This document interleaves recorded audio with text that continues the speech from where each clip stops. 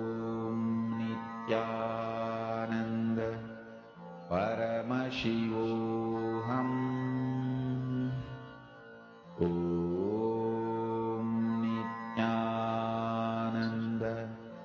Paramashivoham. Om Nithyananda Paramashivoham. Om Nithyananda Paramashivoham. Om Nithyananda Paramashivoham. Om Nithyananda Paramashivoham. Om Nithyananda Paramashivoham. Om Nithyananda Paramashivoham. Om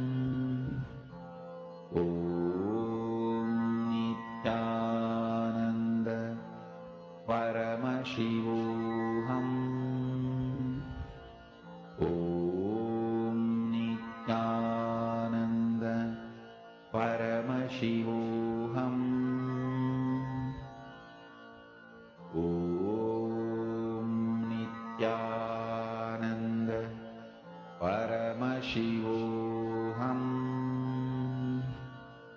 Om Nithyananda Paramashivoham. Om Nithyananda Paramashivoham. Om Nithyananda Paramashivoham. Om Nithyananda Paramashivoham. Om Nithyananda Paramashivoham. I request each of the participants to continue to see whatever is revealed to you in the life.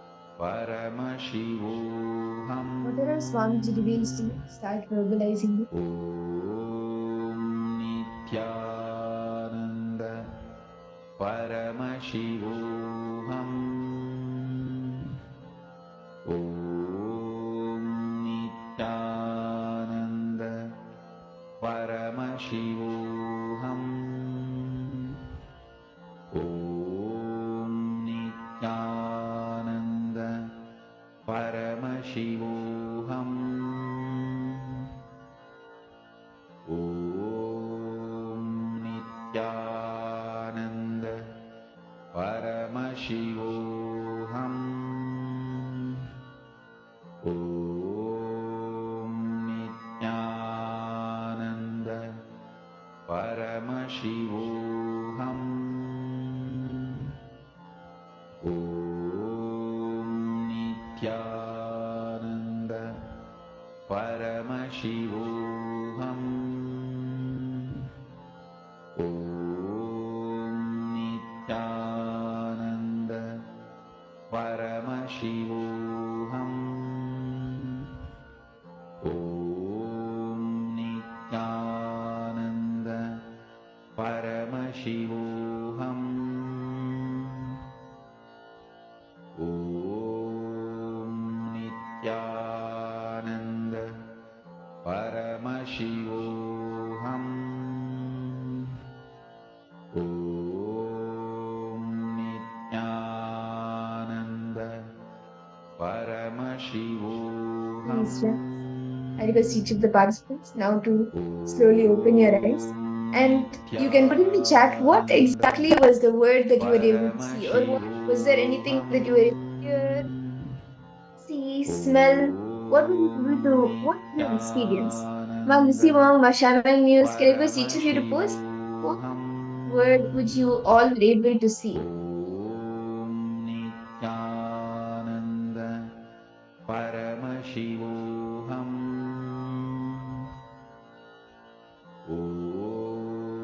Nithyananda, Nithyananda Paramashivoham Nityanandam, Matthew Eskaraya. Yes, you just joined right at the right time. We are doing the power manifestation, so you can join us for the next round.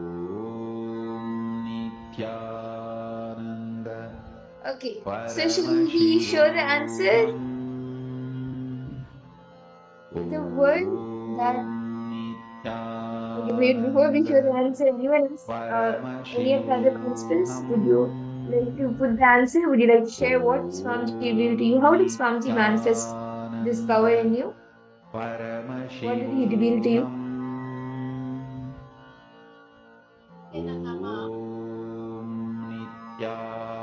Madhusri mom, do you want to share now?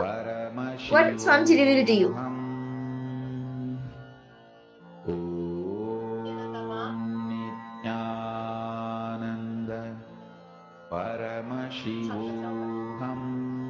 Yes, Nithyananda, Matthew Eskaraya, welcome for the program.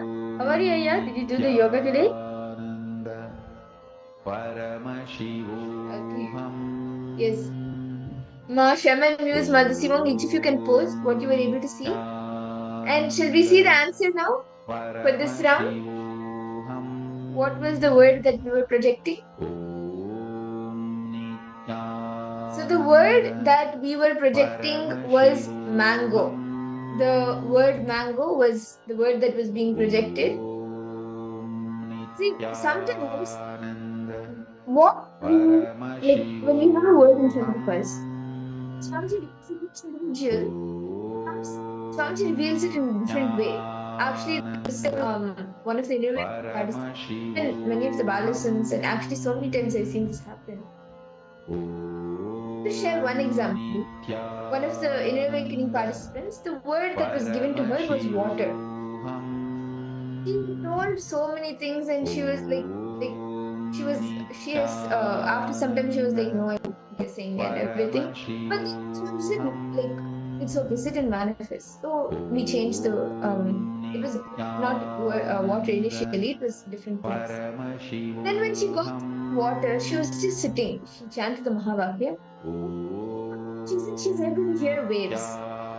And she heard waves and then she said the word like waves, water. And water was the right word. See, sometimes it manifests in different ways. You can hear it, you can smell it, you can taste it.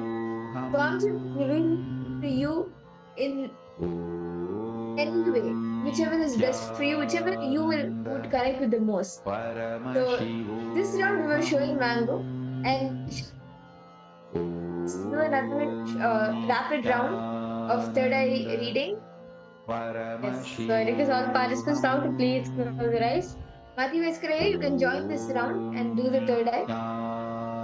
We will be projecting another word for all of you.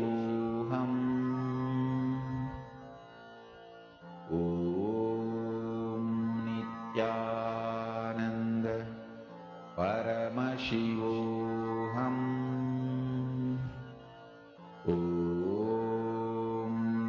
Nithyananda Paramashivoham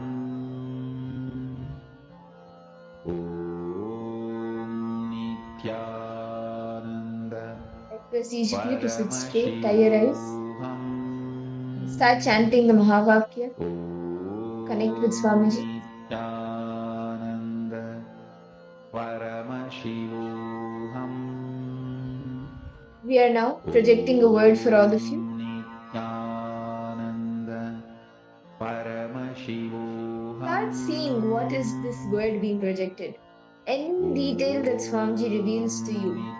Anything that Swamiji shows you, start verbalizing it. Paramashivoham.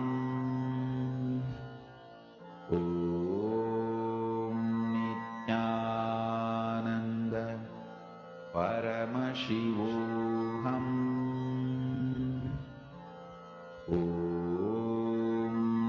Nithyananda Paramashivoham.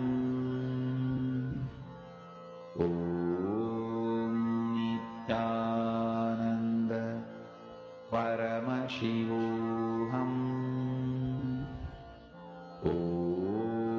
Nithyananda Paramashivoham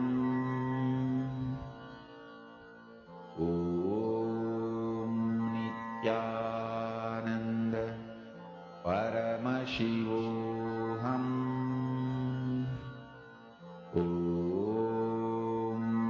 Nithyananda Paramashivoham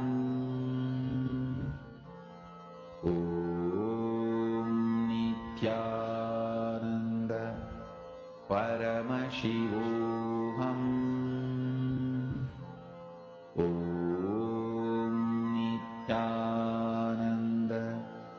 Paramashivoham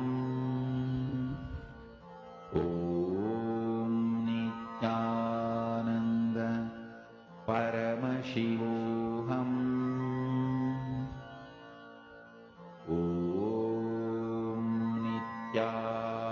Nithyananda Paramashivoham Nithyananda Paramashivoham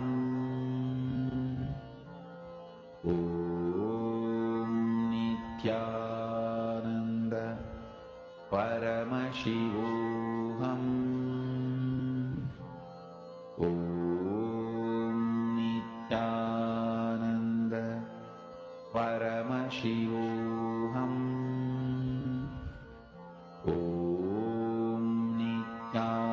Nithyananda Paramashivoham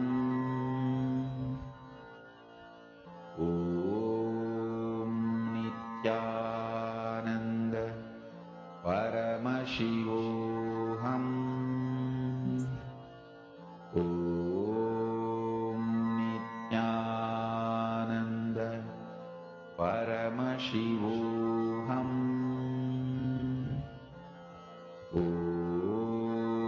Nithyananda Paramashivoham.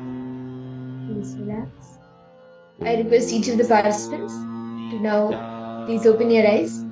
And you can post what is the word that Swamiji revealed to you? How did Swamiji manifest this time? Matthew Veskaraya. Okay, I think you posted a question.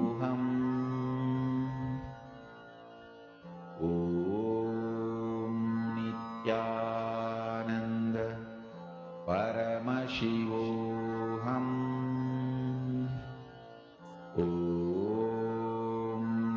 Nithyananda Paramashivoham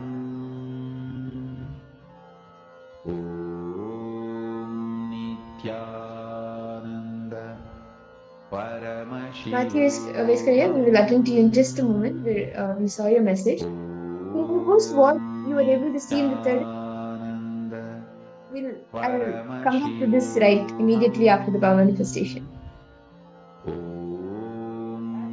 Nithyananda Paramashivoham Ma Yanhul James. Nithyanandam. Ma Chen Jiao. Okay. Nithyananda Paramashivoham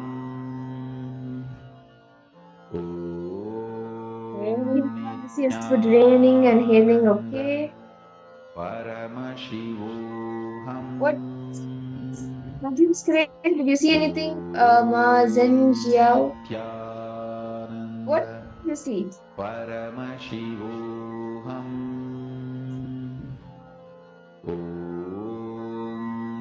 Nithyananda Okay. So Paramashivoham. I'm actually a little excited. Okay, so the answer which we have projected, the word which we have kept for all the participants is rain. So manifested, you got the exact word that was being projected, rain. And spot on, Ma, you manifested Nithyananda Paramashivoham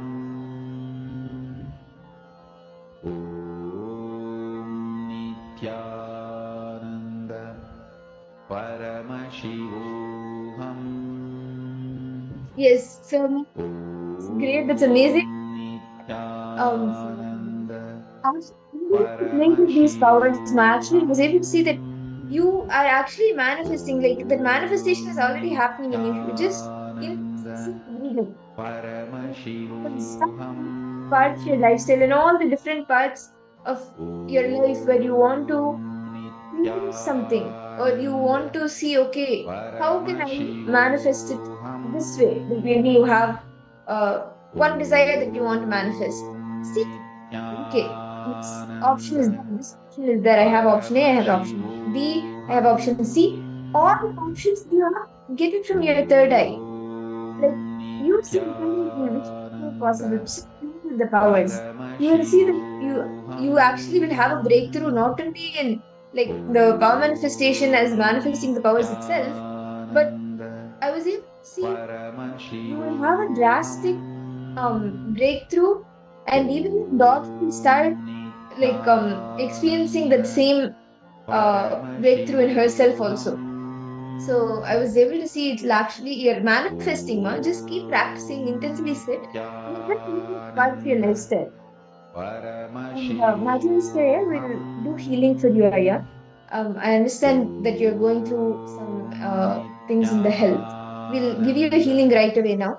And don't worry, Swamiji will heal you.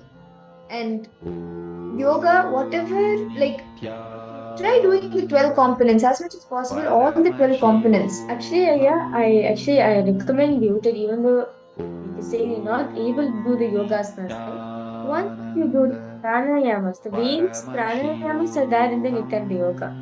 Just also you can also keep your body healthy. So I request you until your body completely heals, do pranayama, you will start seeing the changes happening in you. Like the out of all the 12 components, how much ever you are able to do, whichever asanas, even like some few asanas, if you're not able to do, it's okay. Whatever you are able to do, try doing it. Even just the breathing exercises, the pranayamas, the bandhas, just do that. You will start getting healed. Actually, Swami has also given 108 kriyas for different ailments and different diseases.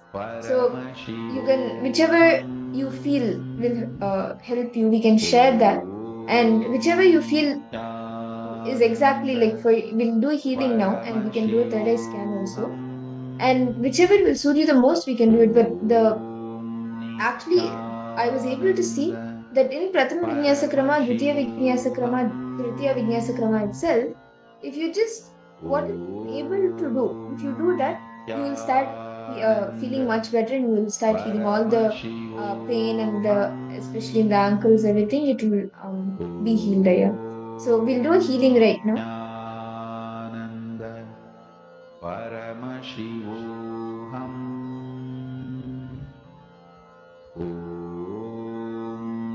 Nithyananda Paramashivoham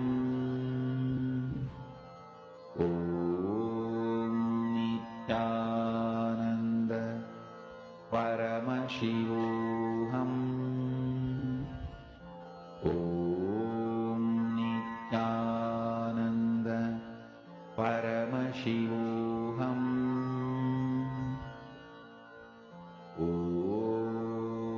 Nithyananda Paramashivoham. Yes. So back to Aya, I just request you. The solution Swamiji is showing for you, Aya, the soreness and the pain like which you're feeling, Swamiji showed me that to apply cool sesame oil. If you're able to get this oil, Aya, I request you to get it and come. Cold sesame oil actually help you apply wherever you feel the pain and sore. You'll actually next few weeks, you will see slowly increase. The options will reduce. Don't worry, yeah. Swamiji showing me that the solution for you is apply cold sesame oil. It can be little warmed up nicely massage it in your body again. Nithyananda Paramashiva. Yes, so we've given healing and we would understand, and of course the solution that Mahaviraja saw through what Swamiji revealed through Mahaviraja yesterday, you can do that. And actually, I was also able to see the same thing, and I also was able to see to like have hot water. Like maybe you can soak your feet in hot water, and that will help in relaxing the muscles. So, and what from the 12 components in the yoga, whatever you are able to do, start doing that. Even if you're not able to do the full thing, all the asanas, whatever you're able to do that, you will start getting healed again. So, with this, let us into the first session of the day. As today, all the participants, all of us are going to be experiencing Bhagwan Gangadhara Murti, right? Ganga, Swamiji says, originates from Satyaloka. She was Satyaloka. But from Satyaloka, she needed a person to come down. She needed a channel through which to come down on planet Earth. As when she comes on the planet Earth, there's chances of planet Earth breaking. There's chances of planet Earth shattering into pieces. Because Ganga is that powerful, the current in which she flows can break anything. Even the stones in Ganga, it's like literally they'll be chiseled every moment. So that she still has the as the waterman, Swamiji says very beautifully, the first water management system started by Paramashiva through this Murti only. So in the first section, we are understanding Satloka.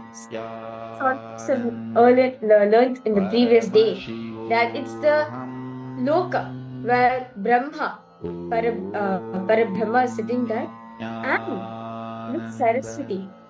The creation of that's the creation aspect, the stick through Brahma. So you can see that in Satyaloka. Somebody says in Satyaloka, character. Smell of Satyaloka. See, as yesterday we learned about the four forces, right? The gravitational force, the electromagnetic force, the weak nuclear force, and strong nuclear force, right? The fourth was upon the planet Earth. Four forces are even there in all the 14 lokas also, but it's different. The forces are different. So we need deep understanding about Satyaloka as today we are going to be experiencing this. Today all of you are going to meet your identity in the Satyaloka. So let's get started. Let's listen this beautiful truth given by Swamiji on Satyaloka.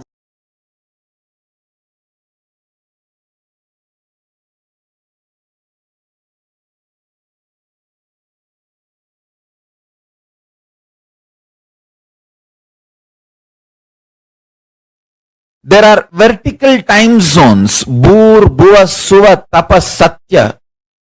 The Satyaloka, where Brahma resides, there, one day of Brahmaloka is 4.32 billion human years. Understand? One day of Swargaloka means the vertical time zone above us. Bhur, Bhuva, Suva, Tapa. It goes and Satya, then beyond Satya is Vaikunta, beyond Vaikunta is Kailasa.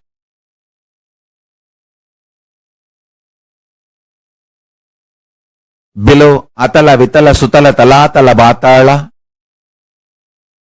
Understand, I am not giving you some superstitious theories. No.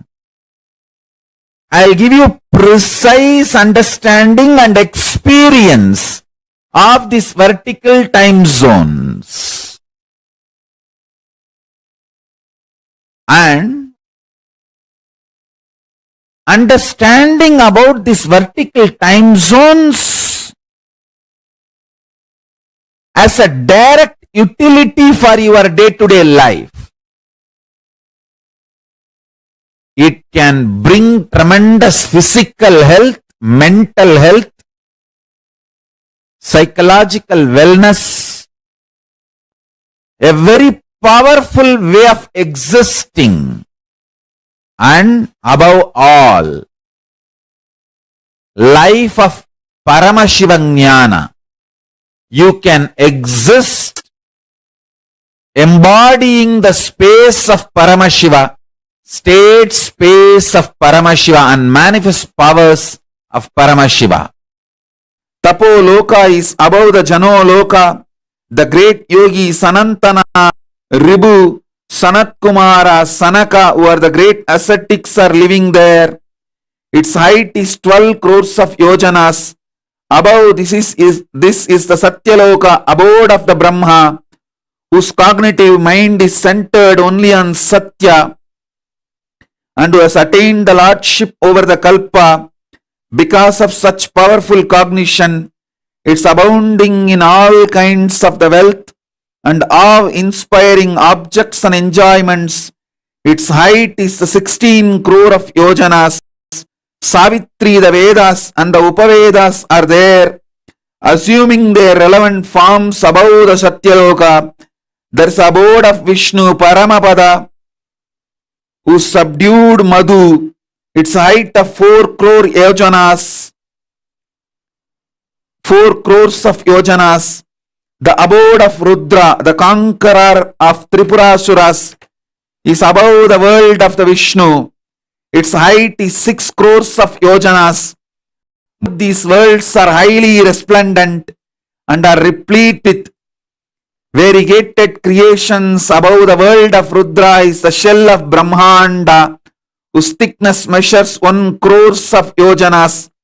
Thus, it is to be known that the Brahmanda, which is with the extent of 100 crores of yojanas, the extent measures almost equally in all directions, above, below, east, north, south, west, and all directions. Below, above, east, south, west, and north. And the 14 worlds, 14 lokas are stopping with Brahmaloka. After that, the 4 is beyond Brahmaloka. Vaikunta, Shripuram, Kailasa, Mahakailasa is beyond the 14 lokas. There is only Turyadita in those 4 spaces. Vaikunta, Shripuram, and Kailasa, Mahakailasa. Mahadeva Swarupa is asking, when we are in higher states, the lower identities get destroyed. I should say that they just dissolve. They become irrelevant. Can you talk more about the 4 Brahmaloka? 4 lokas above Brahma. Like Vaikunta is abode of Vishnu. What about Shripuram? See, Vaikunta is abode of Vishnu, Parandama. Shripuram is Parameshwari, Paramashiva Shakti. Kailasa is Paramashiva. Mahakailasa is Paramashiva in his pure formless space. Beyond the form and formless space. That is Mahakailasa. In Kailasa, he lives as Paramashiva with form. Mahakailasa is a pure formless space. Intense life, alive. Even if you meditate on it, you will feel ecstatic. All Purusha, Prakriti, everything you know ends in Brahmaloka. Above Brahmaloka, nothing you even imagine about it. Nothing you can even imagine. You can only experience. Till Brahmaloka only, or your imagination projections can even measure. Kunta, Kailasa exists in oneness, same time zone, and all the Trinity, Brahma, Vishnu, Rudra, are all in oneness with me, Paramashiva.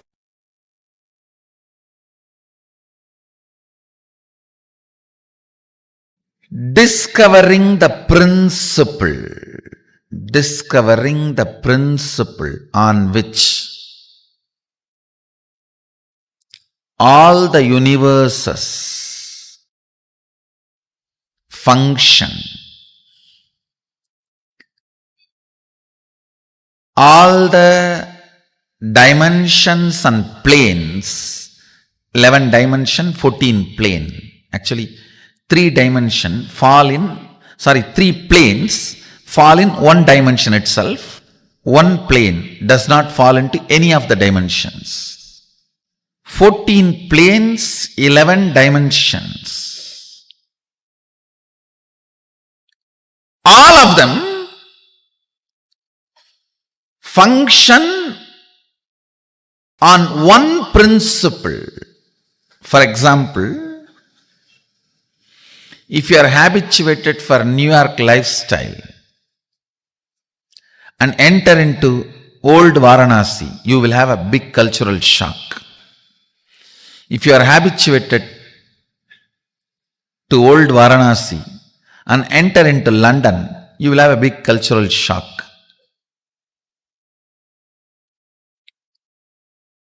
Listen carefully. The American dollar may be useful in America.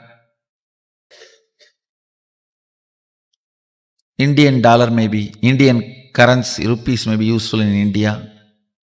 Malaysian ringgits may be useful in Malaysia. But gold is a universal currency. The whole planet Earth, anywhere, the gold can be used as a currency. Same way, there is certain culture, mental setup, software useful in New York. There is certain mental setup, culture, lifestyle useful in Bangalore. There is certain culture, mental setup useful in Varanasi. There is certain culture, mental setup useful in Germany. If you move to a different place, you will have a cultural shock. But there is one culture, one principle common to the whole 14 planes and 11 dimensions. The whole Brahmanda. If you develop this one principle in you, you have a cosmic currency, you will not have shock in any of these planes. Any transition into any plane, whether you go to Pitruloka, Bhuloka, Paloka, Tapaloka, Tapoloka, it's called Satyaloka, Brahmaloka, Vaikunta, KAILASA, Goloka, Patala.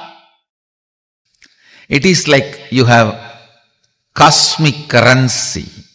That principle is oneness.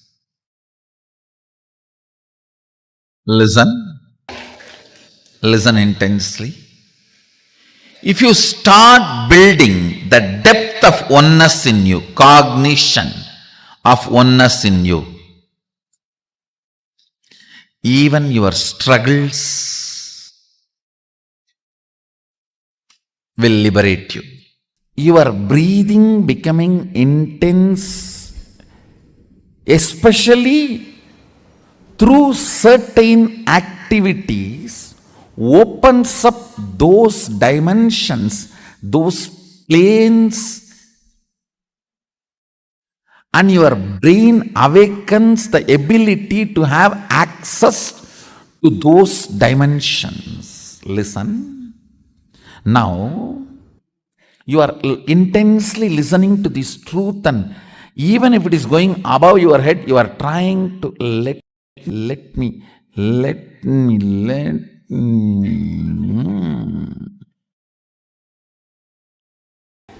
Then your breathing actually gets into certain subtle flow, which is intense. Subtle don't think means shallow. No. In subtle breathing also it gets intense. During the puja, that subtle intensity happens. During the kirtan, raw intensity. During the yoga, a programmed intensity. Understand? Regulated intensity is yoga. Raw intensity is karana, kirtan. A subtle intensity is while during puja or during the satsang. Now, your breathing is getting subtle. It will go and hit a component in your brain which will open your ability to access Satyaloka. Listen.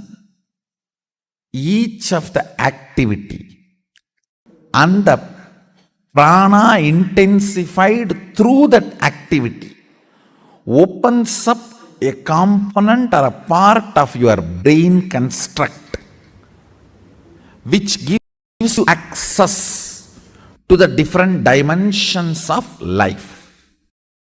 Your brain is constructed for this multi-dimensional access. Understand? Ability to access multi-dimensions of the universe is your nature. It is there with you.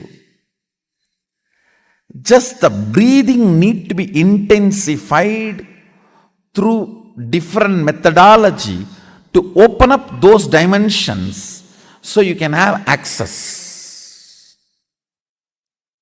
When there is a heavy truth is told, still you have not completely cognized, but that does not mean you are not able to cognize. It is like a digestion is going on. It is like digestion is going on. It is there on your head, like a funnel, it is going inside, and you are. During that time, certain intense, subtle breathing gets developed that gives you access to Satyaloka. I want you to know the strength of the life in you is strength of your breathing. When the breathing becomes intense, your brain's capacity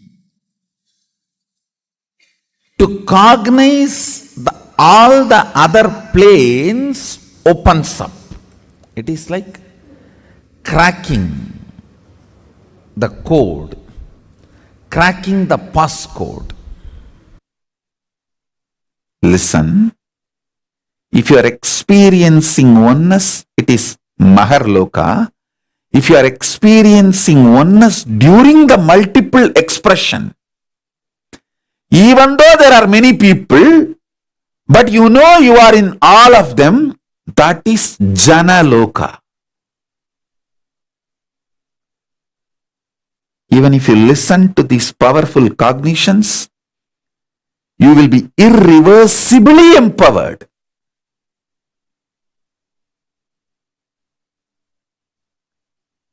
Tapaloka is that last struggle you go through. Sometimes you know you are Paramashiva, sometimes you just slip off, but again you say, I am Paramashiva.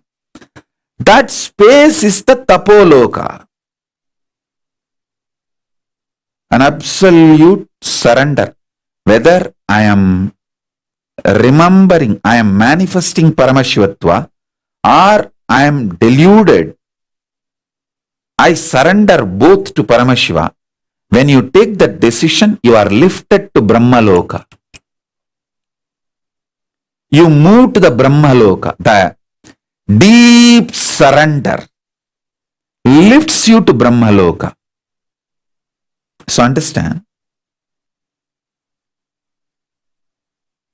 Then from there you move to Parandama, Vaikunta, and Kailasa, then Mahakailasa itself.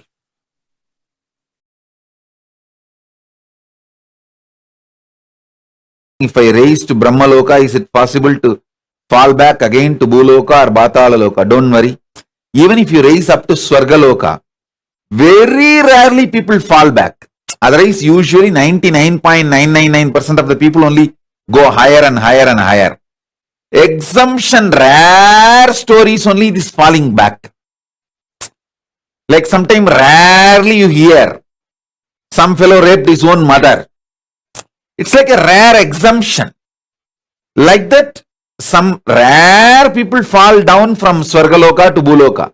Otherwise, 99%, 99.99% just go only higher and higher and higher. When Gayatri Mantra is done, how is it related? Gayatri Mantra raises you up to Swargaloka. Does Kailasa correspond to Purusha Prakriti? All Purusha Prakriti, everything you know ends in Brahmaloka. Above Brahmaloka, nothing you even imagine about it. Nothing you can even imagine. You can only experience. Till Brahmaloka only, or your imagination projections can even measure. Actually, one of my devotee had a Jiva Samadhi, means he is not dead. He achieved Jiva Samadhi, but his body need to be kept in Samadhi. The body cannot be burnt. If you burn the body, he has to act. If you don't burn the body and keep as Samadhi, within 13 days, he will have a complete liberation. Because the 13 days he need to be in the Jiva Samadhi state. The 13 days he need body. I insisted to their family so much. Please keep him in, bury him.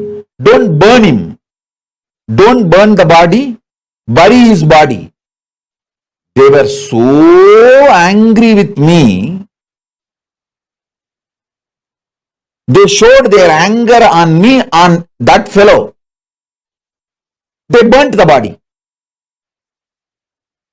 This guy was watching the whole thing. The guy who died, he was watching the whole thing. He was watching that how I personally made a phone call. That family was very abusive of me. They were never connected to me. Wife and the son and daughter.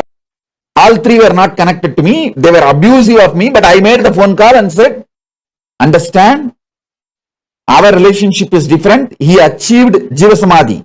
He is my disciple. So listen, don't burn, bury. And in India, always every village has a burial ground. He is from India. But they were bent on burning his body. I told, if you want, I will give a place in my ashram. In Tiruvannamalai we have ashram. We have dedicated one ashram specially for this. Only for this Divya Sarira, Jiva Samadhis and Samadhis, all these.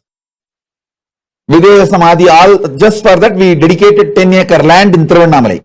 We have an ashram. I told them, I will give a free land. You do the burial here. It will be maintained also.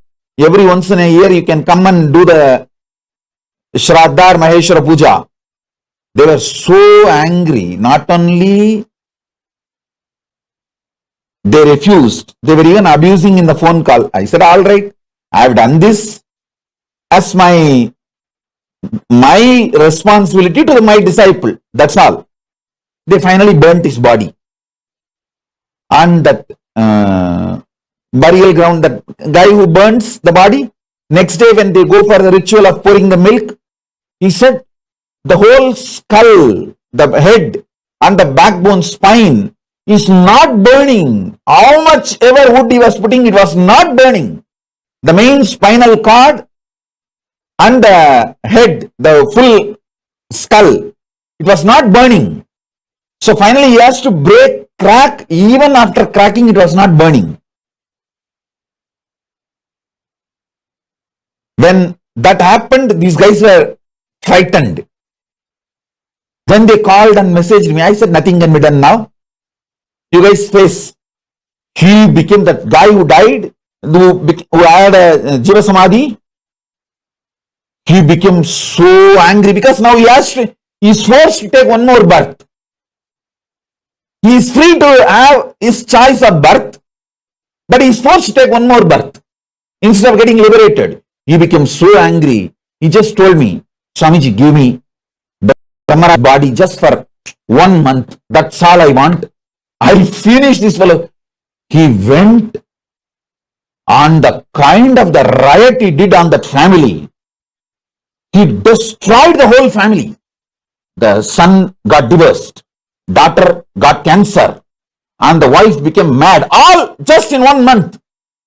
Just within a month, everything. He finished all of them. Only the grandkids he left. He destroyed all 3 lives. And then finally he came back and asked me, now liberate me, Swamiji. I said, no, now you have accumulated the karma of destroying them. How can you be liberated now? You have to live as Brahma Rakshas and go through the karma, because 3 lives he destroyed. He destroyed 3 people, lives. After, I think within 6 months, that girl died, that cancer died, and this girl, this wife who became mad, I think she lived on for a few more years. And even now, I think she is alive, that wife. But the daughter died, and the son is also almost like a living dead in extreme depression. And I said that this karma cannot leave you. The poor fellow is now living in the Brahma Rakshas body and exhausting his karma. So he is also destroyed. And he has destroyed his family. The whole negative circle. The guy would have become enlightened if he was given that body just for 13 days. When you get into Nirvikalpa Samadhi during the leaving the body, if I'm there physically, I can disconnect the karma umbilical cord and infuse energy through your spiritual umbilical cord and liberate you. And even that luggage karma can be burnt away. You will even forget all the karmas and you will be liberated. All that can be done if I am there physically, like how I did for my father. If I am not there physically, 13 days the body need to be in Nirvikalpa Samadhi, in Jiva Samadhi. Just the 13 days, if that family has obeyed what I said. Actually, I gave another one option. You just keep the body in mortuary for 13 days. Government mortuary is there. If you pay money, per day I think 200 rupees. In India, 200 rupees is the government mortuary fee. Sometimes, you see, the Indians, when the elders die, the kids, if the kids are working in Europe or US, for them to come, the body is kept in the government mortuary, 200 rupees a day. That's the rent. I told them, 13-day rent. Keep the body in mortuary. It's only going to be some less than 5,000 rupee. 13 days means 2,600 rupee. Just 13 days, keep the body in the government mortuary. He will be liberated. Then you burn the body, no problem. They were so angry. They want to burn right now just to crash my words. Finally, what happened? His life was destroyed and he is hanging around as the Brahma Rakshas, and all the 3 lives destroyed. Not only that, the fellow goes every other day to that house and terrorizes everyone. Suddenly from fan, blood will pour in their house. They sent me the video clips in the cell phone. All kinds of things will go and do in their house. What can be done? Nothing can be done. Neither he got liberated, nor that family was able to live happily. Actually, if he got liberated, the 13 days they kept him in the mortuary, the body. If he got liberated, he would have given the blessing for the whole Vamsa, the whole Vamsa would have become liberated. Whole Vamsa would have had the blessings. I told them so much. They did not listen. So be very clear. Don't think these situations won't come to you. That is why I say at least make your family have basic connection with Guru. So during this kind of moments, Guru's words are executed. Guru's words are respected. Guru's words are obeyed. Sonali Gupta is asking, when our families are not aligned, is it due to our own past karma? No. Not past karma, your present karma. Strategize. Why you can strategize for all your cunningness? Why can't you strategize for connecting them with Guru? Strategize. Your criminal negligence. Don't try to use the word karma, all these, that. Your criminal negligence. Take the responsibility.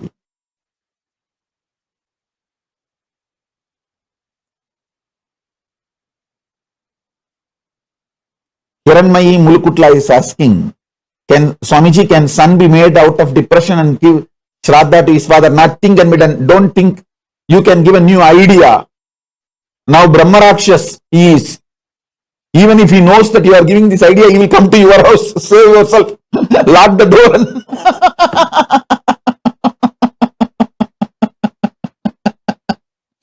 Even if he hears that you are giving this idea, he will come to your house. Don't invite him.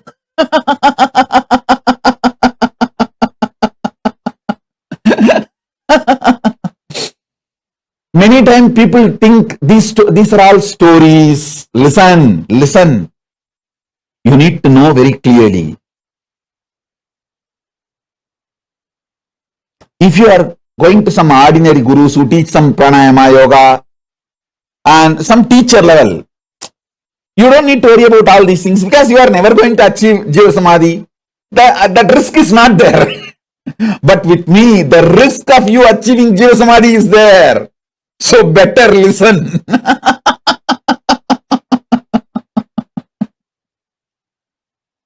And now, see, actually when this fellow asked me for the Brahmarakshas body, I said, no, just go through this frustration, be patient, maybe wait for 1 year, slowly this frustration will come down, then I will give some idea.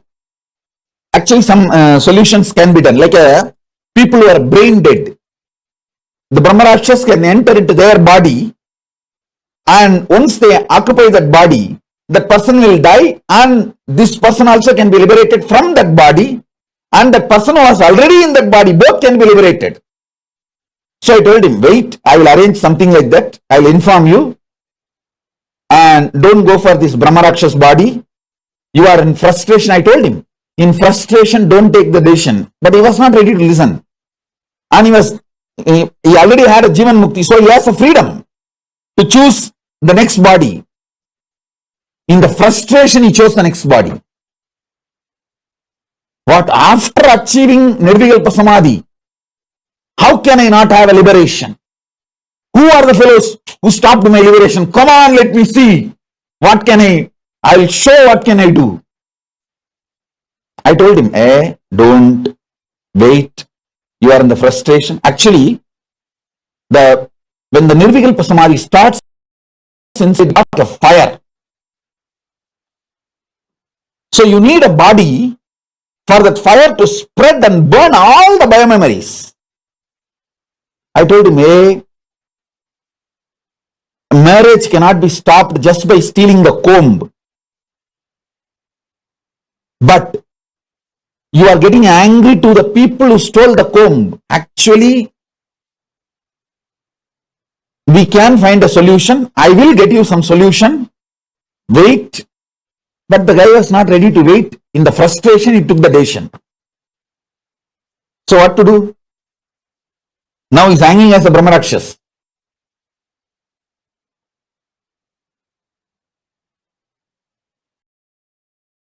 I am not even sure how to strategize. Wish I could have a personal guidance. I have given you enough guidance.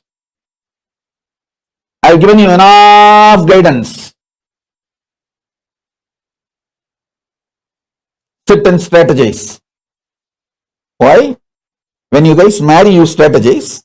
When you guys want so many things in your life, you strategize for that. How many lies you are telling in your interview? How many lies you tell in your business? You strategize and make sure people don't identify that as a lie. You do so much, na?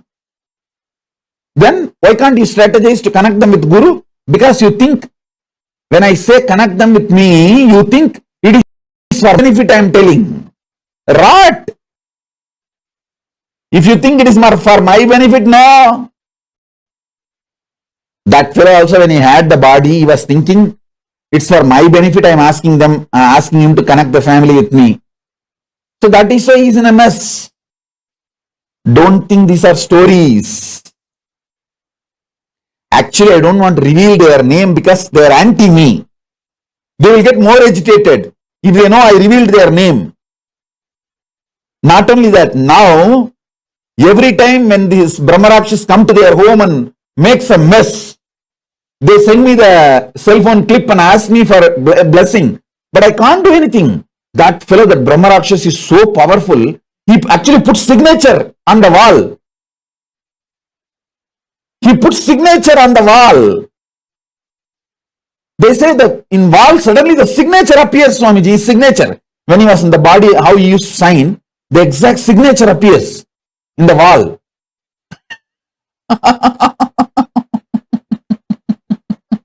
He is just putting attendance, saying that he has only come.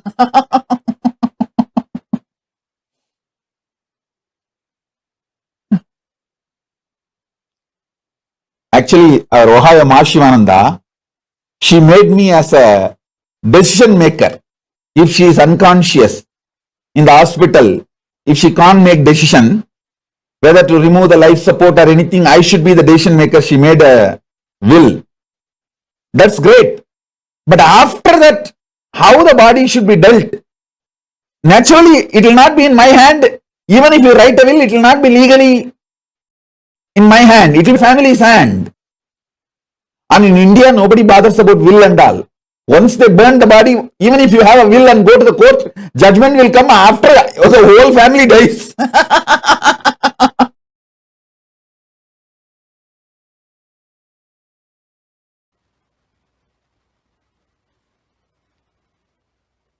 Yes, listen. Are you all ready? Shall we enter into the Brahmanyana session? The Satyaloka, pure intelligence session. Oh God. Till now what was going on was only introduction. Now only we are entering into the subject. Come on. See. What is Brahmanyana? Aham Brahmasmi. Tattvamasi. Ayam Anma Brahma. Sarvangalvidam Brahma. Prajnanam Brahma. Listen, I'll explain everything. I'll explain everything. First listen to all these words I am uttering. Aham Brahmasmi, Tattvamasi, Prajnanam Brahma, Sarvangalvidam Brahma, Ayam Anma Brahma, Shivoham, Soham. All these statements mean the same.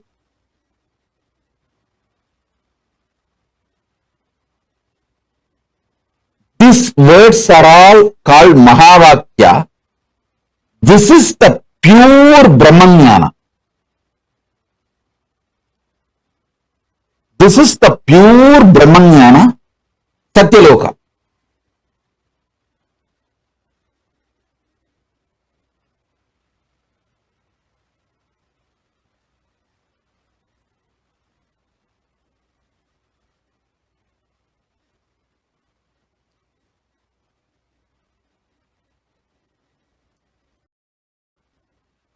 Tattvamasi means you are that.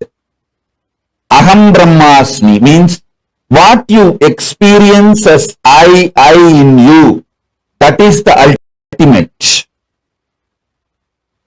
Prajnanam Brahma means the knowledge. Pure knowledge about Brahman is Brahman. I am Atma Brahma. What you experience as Atma is Brahman. Sarvam Galvidam Brahma. Whatever is, which you can imagine, not imagine, whatever is Sarvam Kalvidam Brahma.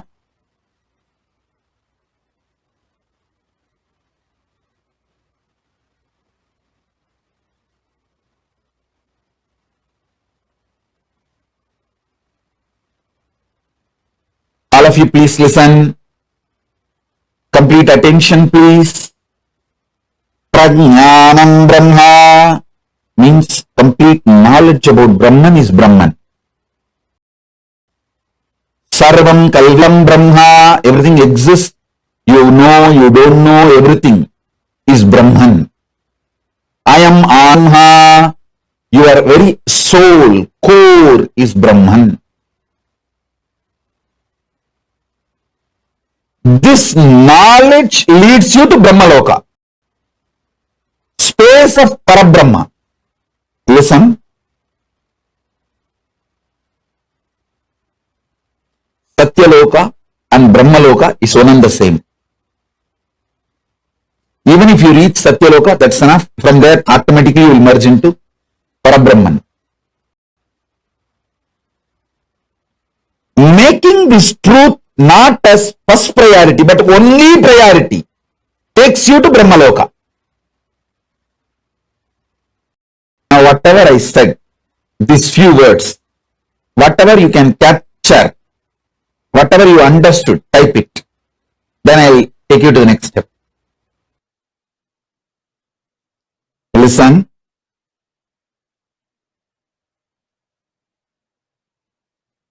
Making Brahmanyana not just your first priority, making that as your only priority, makes you manifest pure intelligence.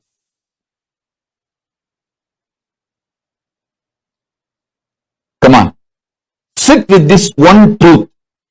I will infuse the Brahmanyana in you. Sit with this one truth now. You can keep your eyes closed or open. Come on. What is the essence of Vedas, Vedanta? What is the essence of Vedanta? Aham Brahmasmi.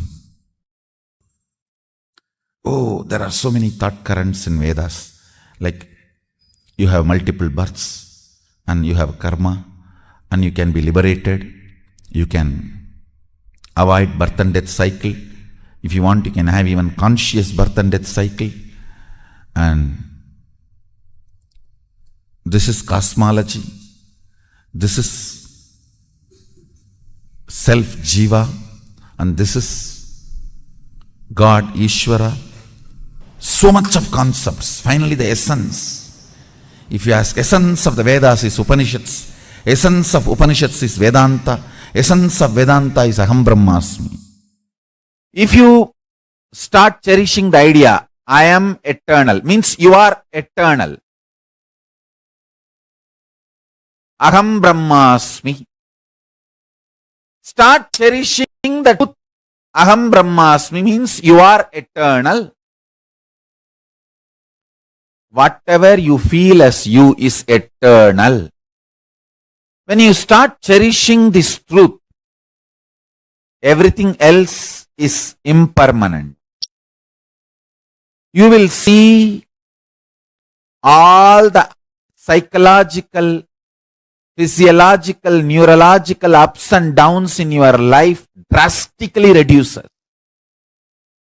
More and more you get centered on the truth, powerful cognition, you are eternal. Aham Brahmasmi. Other than you being eternal, everything else is not you. When you cherish this one powerful cognition, internalize it, so much of powerfulness will manifest in your life. It raises your physical, mental health. Nobody can put a value for you. You decide the number. Your utility for yourself and others increases. Wealth is nothing but your utility for yourself and others. If you are able to increase that, your wealth increases. It has nothing to do with education. Understand? Qualification is different, competence is different. Life is all about competence, not about qualification. Qualification, initial visiting card, good visiting card, but that doesn't make you successful. Competence makes you successful. Powerful cognitions makes you competent. The most sweetest word Parabrahman wants to hear is Aham Brahmasmi. You declaring I am Brahman, oh God, I am Parabrahma. Paramashiva is waiting for you to declare, hey, Paramashivoham. Understand this. Understand one thing. Evolving in cognitions is absolutely celebrated in multidimensional logic. This is one of the most important truth. Ontology of Paramashiva in Paramashiva ontology, there is no space for jealousy, there is no anxiety, there is only one thing.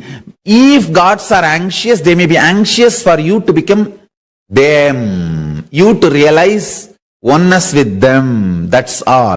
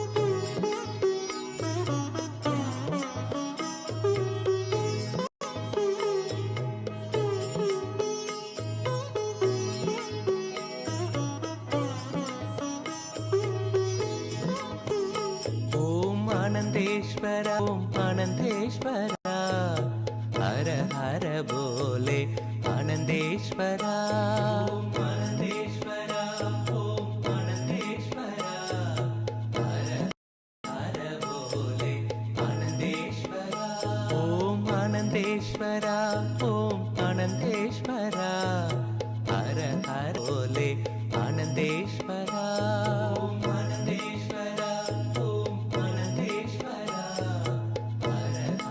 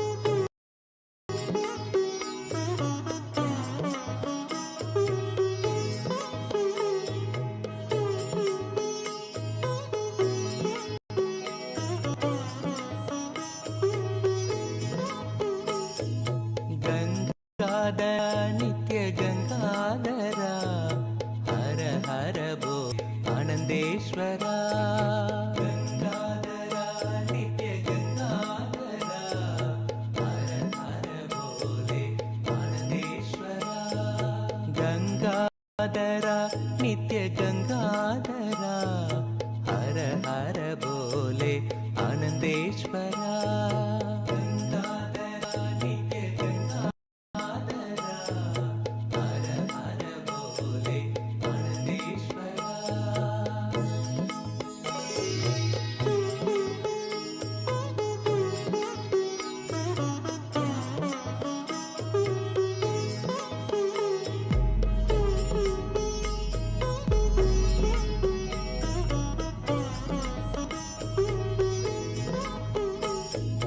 जटाधरा नित्य जटाधरा हर हर बोले अनंतेश्वरा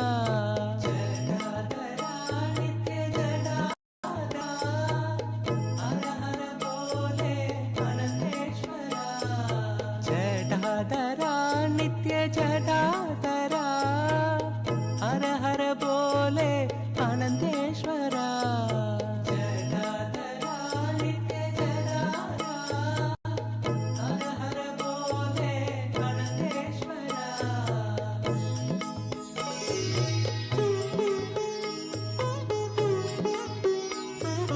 हर हर बोले अनंतेश्वरा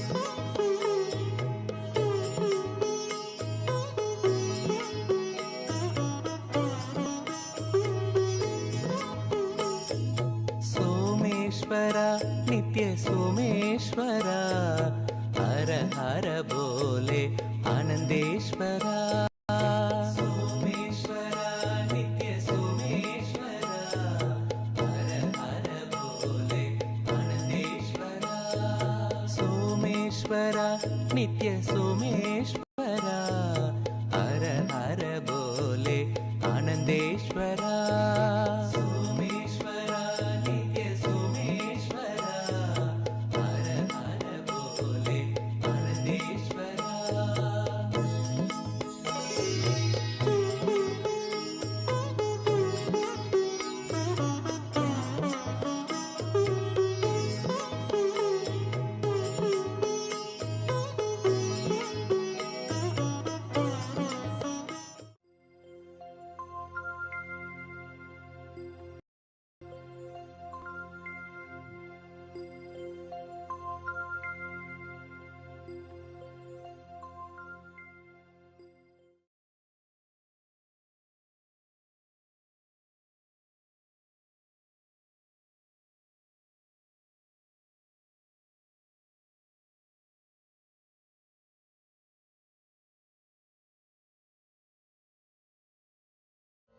Paramashivoham. Yes.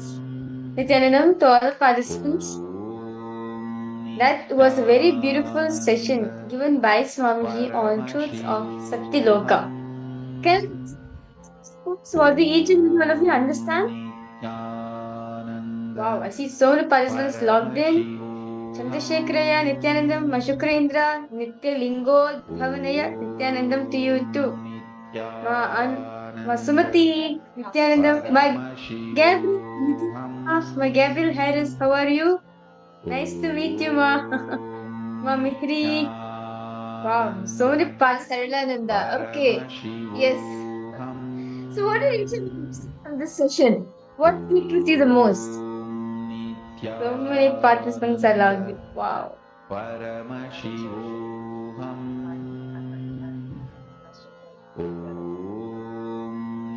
Nithyananda. Yes, I think all participants of course. Yes, Ma Mahakalpavriksha. Wow, so many participants are logged in today. Nice to meet each and every one of you. Okay. So, suppose how was the session for each and every one of you? As Swamiji gave really powerful initiation, really powerful darshan. Swamiji gave very powerful revelation. Swamiji spoke on the Satyaloka. And posted your friend has come. Okay. That's Nithyanandam. Welcome, everyone. How are you? What promises? What are you looking for?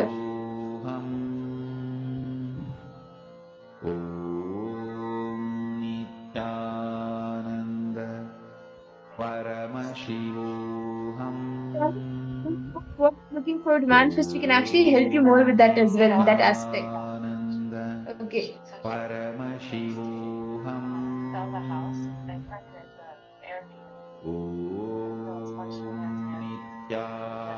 Nithyananda Paramashivoham. Okay, now instead you put the thing to Maheshwara Puja. Actually, we have the next Maheshwara Puja coming up. So yes, we'll come. That's good, Madhya. Yes. So Maheshwara Puja, we have the next one coming up on the 15th, which is tomorrow. And it will actually be happening, I think, today night. I'll confirm to you on that. But yes, we will connect with you and you can log in for the Maheshwara Puja. That's good, Ma. Actually, you will experience completion with all your ancestors and including yourself. Okay. Yes. So, Eric, this was the books. We must understand by or by Satyaloka. Very beautifully Swamiji revealed, right? What to do to receive the lessons to achieve the Satyaloka in you. So, I request all the participants to please post your understanding. Interesting to hear. Okay. Okay. The story about the devotee leaving his body and the body not burning 13 days. Okay, yes. There's actually this Mathuvaska said it's actually Vela. It is a very unique science which Hinduism has. Where Vela, like, and this you were born. Actually, before you were born, even when the time in your womb itself, rituals are conducted. And when you are born, still for you to eat food, for you to eat the first physical, the first morsel of food in you, and for you to give a name. And it's almost auspicious. Up to even leaving the body, even when you leave, it's a celebration. That's tourism. From the time you're born, body, your life is filled with some other celebration. Some celebrations will be happening. Okay. So actually, understand the essence why Swamiji said that, right? Never deny Guru Vak. Meaning, never underestimate what Guru is saying. Never against Guru's words, I would say. When he says something, it's important. When Guru says something, this important always understand and cognize it in your life. So the story Swamiji was giving for all of us, right, to make each and everyone understand that it's Guru's work. Never Guru Vak. Usually as it has to manifest the reality that you want.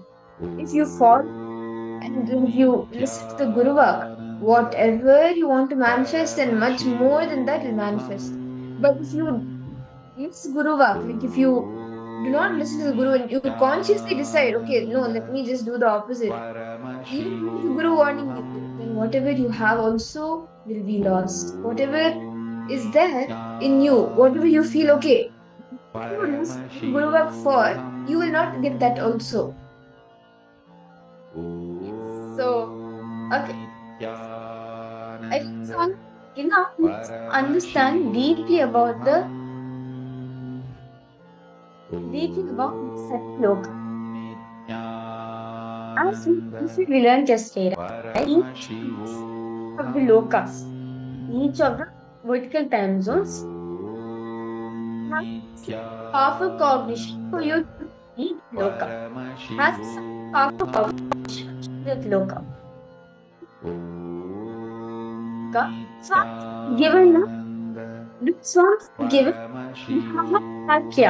the knowledge that leads to Brahmaloka, meaning the Brahmajnana, the knowledge of the Brahman, just understanding it, cogniting it, the knowledge that leads you to Brahmaloka, the Satyaloka, Brahma's manifesting.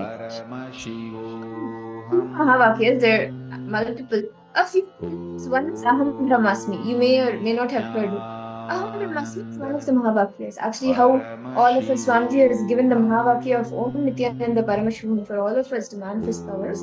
These are some of the Mahavakyas, which are powerful cognitions for the other dimensions. So, Aham Brahmasmi, the translation for this Mahavakya, is what you experience as I, you. Ultimate. What Aham Brahmasmi means.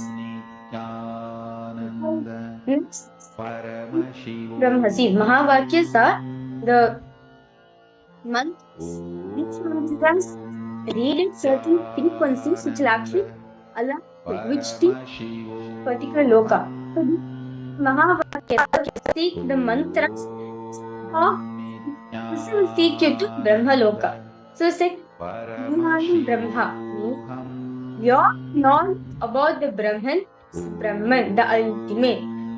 Yeah, means knowledge. Your knowledge, Brahman. Your knowledge of Brahman is Brahman. And the next one is I am Atma Brahman. I am Atma Brahma, which is what you experience as Atma Brahman, the ultimate. When you experience your own self, your own consciousness, your own Atma as Brahman, the ultimate. And the next is Sat Brahma, means what? Sarvam means everything. Sarvam, what you can't imagine. Brahman is the ultimate. So this is Mahavakya, just cognizing them that will actually lead you, make you Satyoka in your life. for samadhi Stage if you know. and suprabhatam, wake up Cherish it like call, actually wake up throughout the song, day and even in your day-to-day life. Start cherishing This the Mahavagya start cherishing is these spiritual Mahavakyas. lullaby for you You to fall which into Mahavakya samadhi. clicks with you the most? Start cherishing the Suprabhatam, truth. wake up Aham song Brahmasmi, for which means that I am eternal. I am Paramashiva to you are wake up eternal. in you. Whatever you feel Just as you are remember this eternal, whatever one aspect of you powerful is eternal, cognition. start cherishing that. This And Mahamagya this truth of Aham puts Brahmasmi, me I am the in ultimate, samadhi. is This is spiritual all lullaby for samadhi things around you, and you see psychological, Suprabhatam, physiological, wake up neurological song ups for and downs. Paramashiva in me. It reduces because everything around you, For you will Paramashiva understand to that it is manifest. impermanent. And you will start seeing how your With this physiological, one psychological, spiritual neurological, all of powerful these ups and cognition, downs will drastically reduce and you will chant experience the this peace space of Mahamagya. Satyaloka. And when you meditate on this powerful cognition, you will move to the Brahmaloka and Satyaloka. Okay. Now, strikes beautiful technique Swamiji has given. So let's on this Venus powerful cognition Swamiji has given. You Brahmaloka. One powerful cognition. Aham Brahmasmi. Meaning I Mahamagya, eternal. I spiritual am. lullaby for samadhi So all the and participants to please settle down. Suprabhatam, wake up Close your eyes. call, wake up Meditate song on this powerful for cognition. Paramashiva. For Paramashiva to manifest. With this one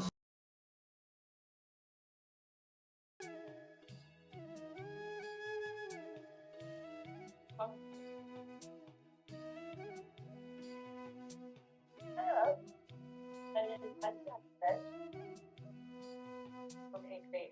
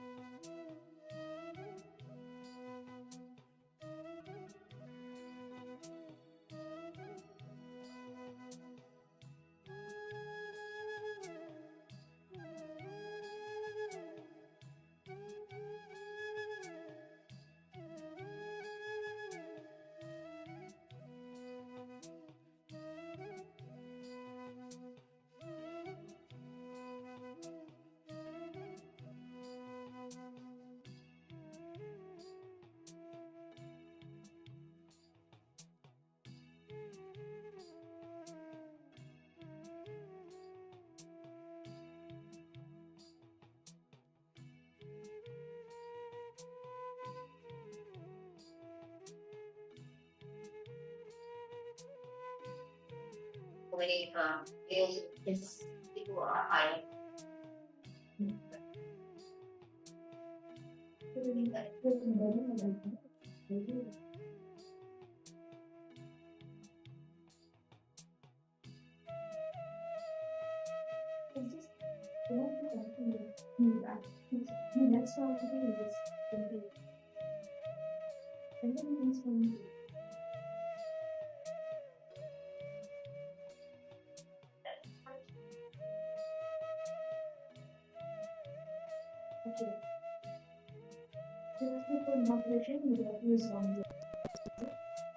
Yes. Nithyananda to all participants. Let us now move ahead to the next step. Okay. So, because all participants, suppose how was the experience for all of you? How did all of you feel?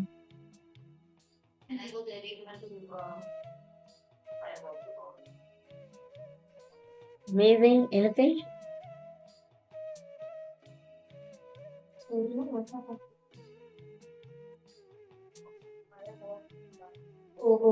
Yes, yes. Yes. So, right, some participants, suppose how was the experience for all of you? For just few minutes contemplating on the divine truths.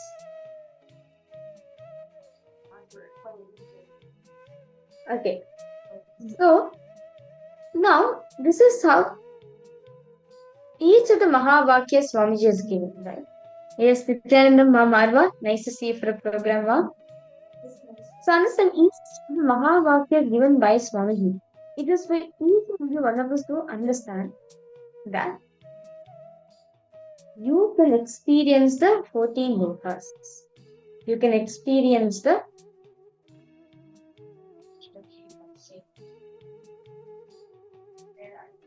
you can experience the 14 lokas. Okay.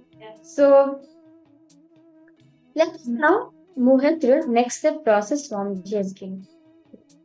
Swami has very beautifully has given us techniques for us to experience the Sakti Loka in our life. See, the Swami says the only thing which is needed for you to experience Sakti Loka is this one thing, where you establish, you need to realize, you need to have the complete surrender happening inside of you. As only surrender will create Sakti Loka, the Brahma Loka. As the smell, sun, Tyaga, right? For you to experience Tapoloka, Tyaga is the smell for you, Tyaga for the extreme Tyaga. For you to experience Satyaloka, you just need to have one thing, only one thing. Yes, deep surrender. So, all participants now to pen down detail. What consider as yourself? What is yourself as a part of it? For example, the idea that you are taught is really amazing. You, right? Means consider yourself to be. So the participants suppose write detailing the idea you feel about yourself. What yourself feels. Such as I'm a tall person, I'm a muscular person, I'm an amazing person, I'm an intelligent person, I'm a devotee of Swamiji. What ideas you consider towards yourself? Because all participants, please pen as deeply as possible.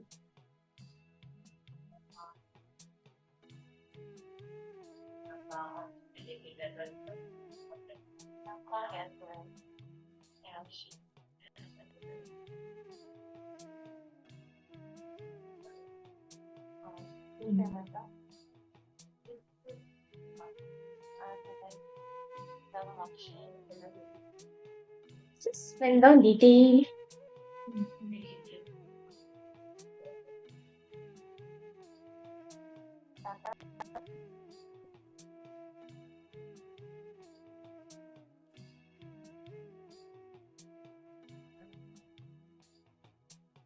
What ways you consider yourself?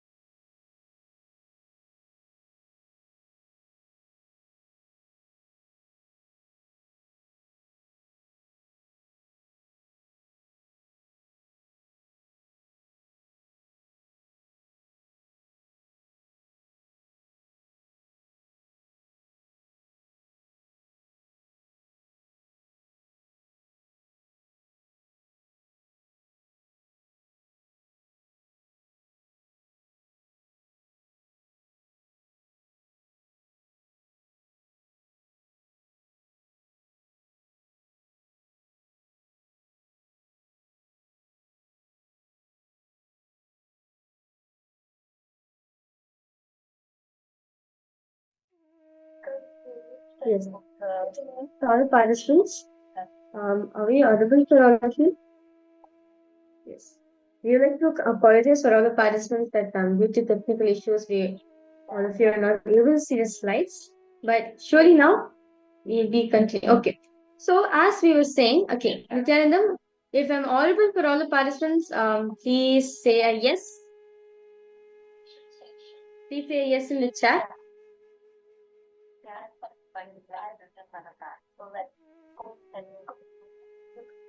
Okay. Yes. Thank you so much, Matthew. Thank you so much, Matthew. Say okay. So now, all of us were contemplating on a specific Mahavakya, right? Aham Brahmasmi. That all various Mahavakyas we were contemplating on. And in response to nice, right? Ask yourself, should you carry about you? Me, I am tall. I am lean. I'm let's say sometimes some people judge ourselves based on the skin color. What you judge yourself? Whatever way you yourself, yourself.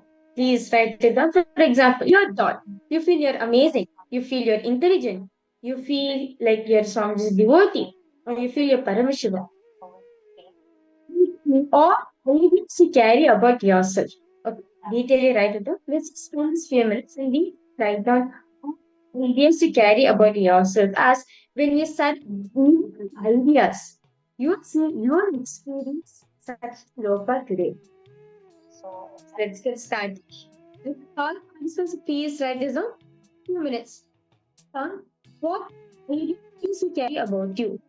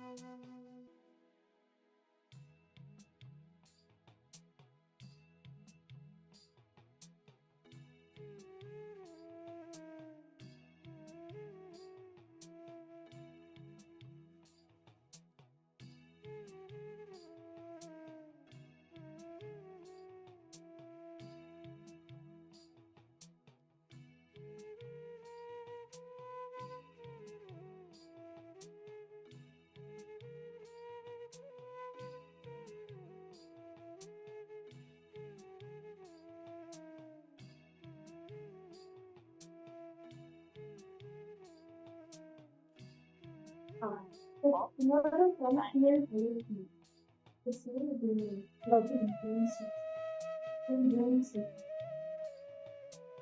participants are done by the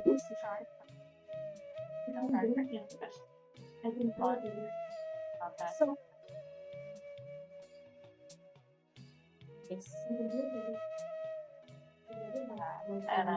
Nithyananda, all the participants, I hope all of you are done writing. So now in the first step, in the first exercise, all is written down. All, all ideologies you carry about yourself. Yes, all of us have penned down detailing the various different ideas we carry about ourselves. Now, I one of you now to write. Okay, it's all participants, please settle down. Mark Viskasaya, Mamikri. Okay, is anyone? Oh, Mark.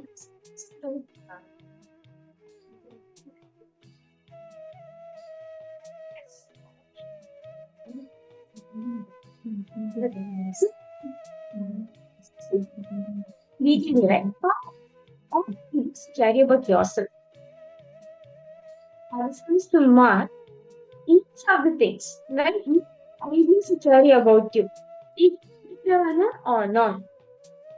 As see, internal will always good for you. Internal successful for you. Here comes the bondage. When we feel the something we carry, not eternal, we feel bound to by. Participants now mark each one aspect which have written. Let's take an example. For example, thought. You forms. See, Swamiji is manifesting through you. Now look at the connection between you and Swamiji is returning. It's written down, right? Whether it's written or not written.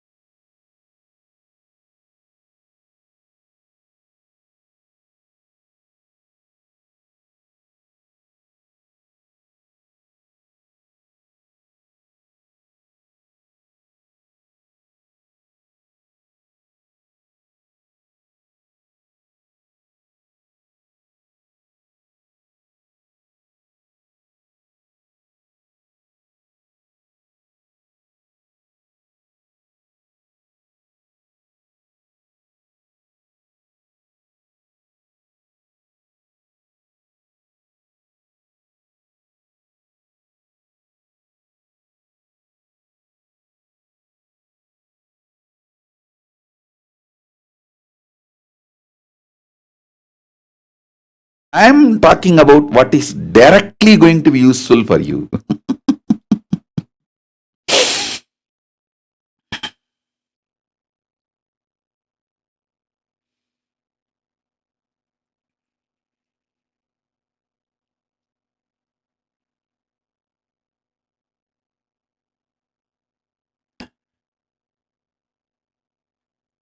The greatest thing I learned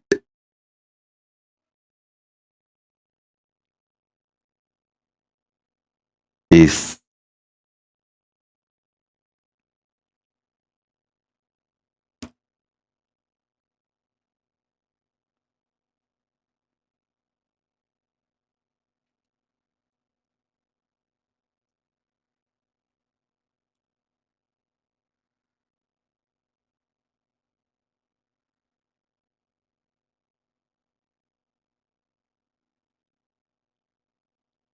the stamina, power, strength of Parameshwara Sankalpa, the will, persistence, and ready to sacrifice, do tyaga of anything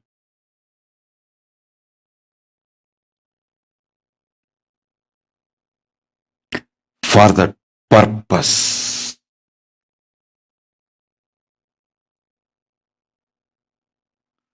Living enlightenment or the outer world success, power, money, whatever you want, happens with one master key: will persistence.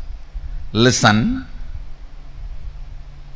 Not willpower. Willpower means you try to make a will few times. My health should be like this. My life should be like this. My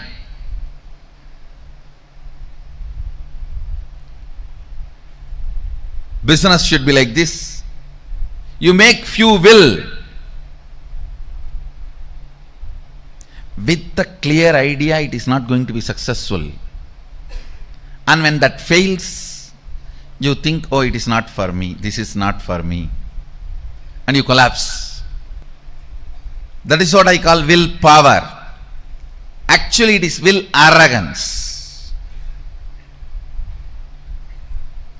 But will persistence means the number of times again and again and again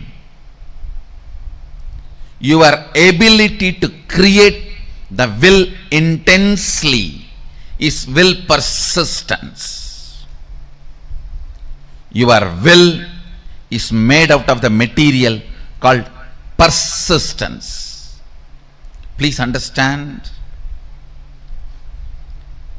Water in the Ganga breaks the Himalayas not because of power but because of persistence.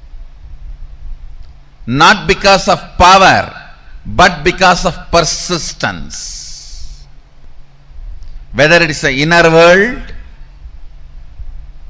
enlightenment, or outer world success like money, name and fame, power, health, relationships, whatever you want, inner world or outer world, the master key is will persistence, not willpower. Willpower will always make you feel you are a failure. Will persistence manifests the real willpower and it will make you always successful. Understand? Ganga, the water of the Ganga, neither by its power nor by the objects she carries, she opens the Himalayas. It is just by her persistence she opens Himalayas. Just by her persistence she opens Himalayas. understand. Will persistence, not willpower. Whenever you use willpower, it has to happen. It has to happen immediately. Always you have the shade. No, if it's not, what will I? It means already you planned for failure. And when it collapses, you are confirming this willpower and all is not going to work for you. You don't have, either you don't have willpower, or you feel that will not work for you, or you will feel that is only for others, or you will feel this much only is me. It may be for others. Only when you know the signs, why it works, when it works, and when it does not work. That is the only when you know when it works, when it does not work, why it works, why it does not work, you start living enlightenment. Listen carefully. Will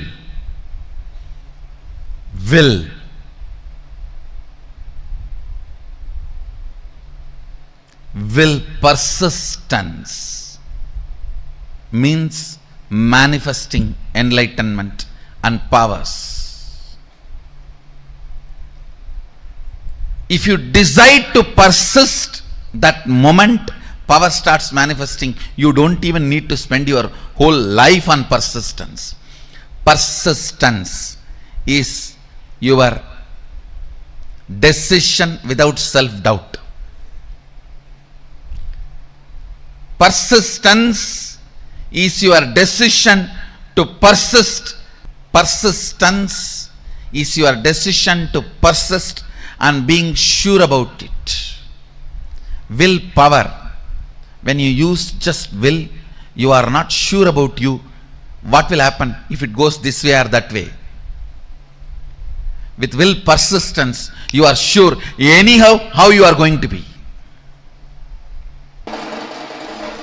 Look at every step in your life. All your patterns of withdrawing from life, all your decisions to withdraw from the life comes from your will arrogant decisions.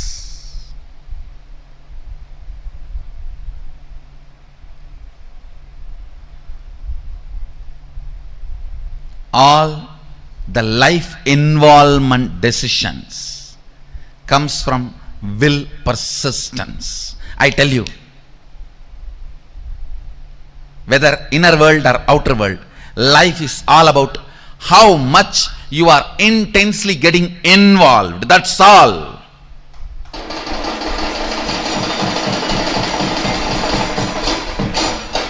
The intensity with which you get involved with the life.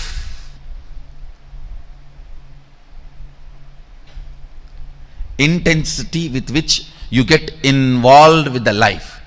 The more and more interaction, more and more involvement, more and more ice breaking.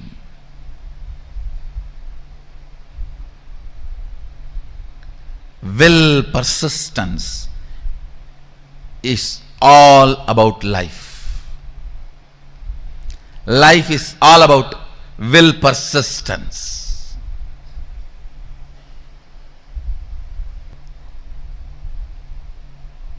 Will arrogance is failure. Will arrogance means I'll try to create a will. If it is successful, then I'll believe this philosophy. If it fails, if it does not click, then I think this philosophy is not for me. This does not work for me. Or I think this does not work for anybody. All this is what I call will arrogance. Let me check out how it looks, how it feels. The one and only way you will build will persistence is through Sangha. Sangha teaches you the science of will persistence.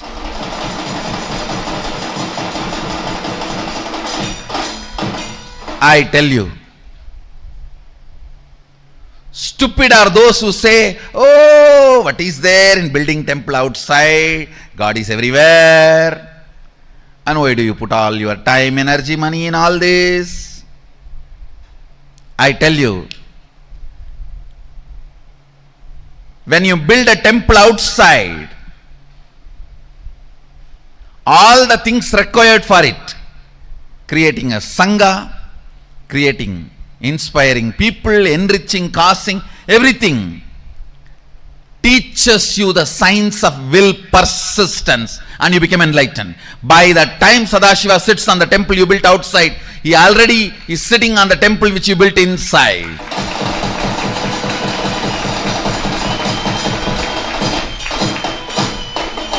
I tell you, anybody wants enlightenment, build a temple, you will have it.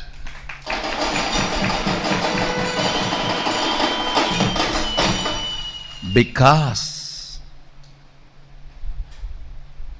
building temple is not a joke.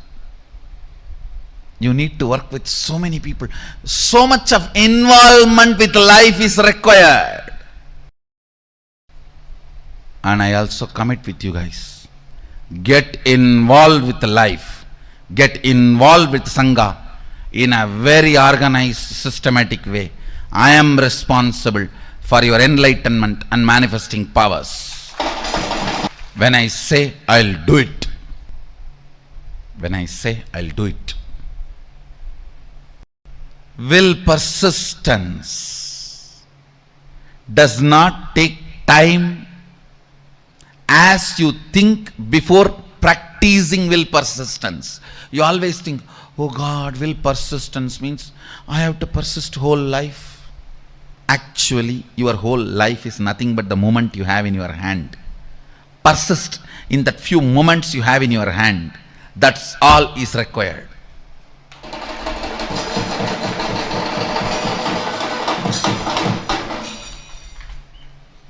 The moment you think of the whole life, it's will arrogance, not will persistence. The moment you decide will persistence, simply you start manifesting Sadashiva.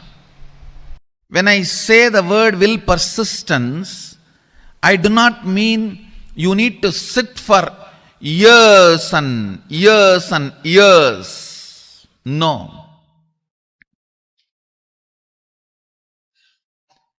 It is a simple decision of more persisting. Listen carefully. Listen. This is the essence of the whole session. This is will persistence means decision not to give up on you. Decision not to give up on your intention to be. Listen. There are only two parts in your inner space. One, will persistence. Another one, giving up. Either you give life to the thought current of giving up or to the will persistence. Your decision to give life only to will persistence and not to give life to giving up thought current is all I call will persistence. Listen.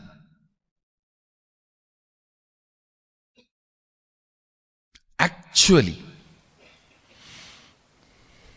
it's too easy. The truth is, it's too easy. Because you are giving life to giving up thought current, then persistence. Giving up thought current, then persistence. That is when it becomes complicated. It is like you create a terrorist group for some purpose and then you send your army to kill them. You create a terrorist group and then you send your army to kill them. then world will never have peace. In your inner space, you do the same political game. For right or wrong reasons. For good or bad. You support giving a pattern. You cherish, sometimes without even you knowing. Only when you are about to fail, collapse, you wake up, oh, not this, not this.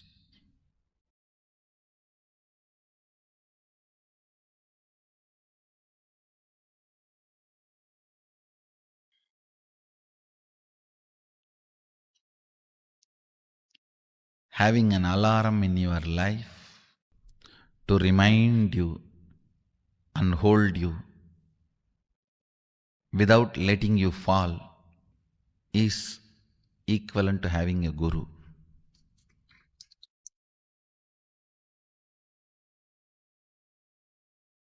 Guru is all about that only. An alarm which rings every day between 8 to 9.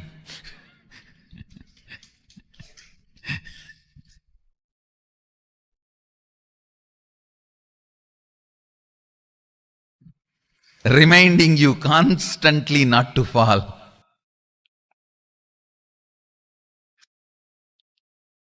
An empower,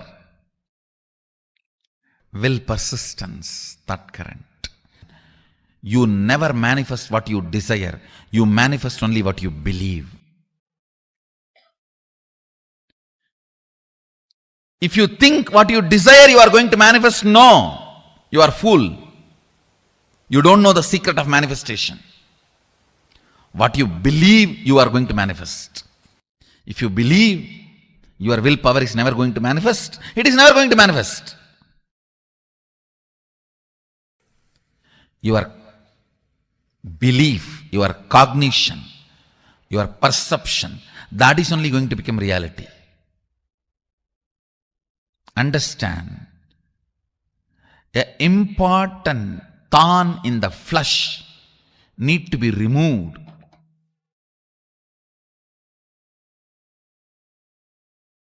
The pain point need to be removed from your inner spaces.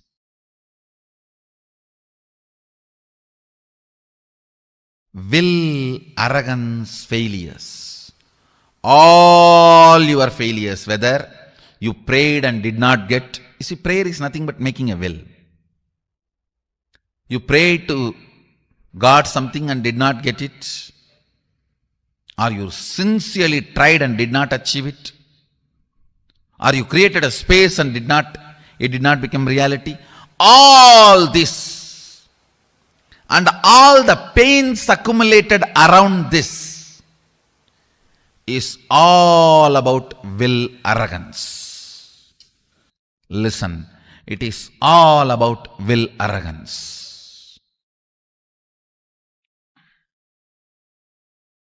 All your failures, whether you failed in your own sadhana, spiritual practice, or you failed in your prayers, you failed in your efforts, you failed in situations, relationships, life, everything is will arrogance.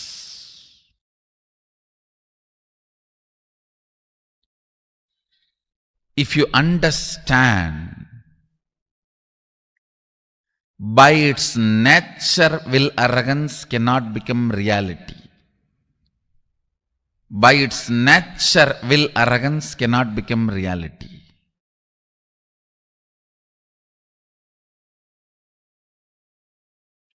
Only will persistence can become reality.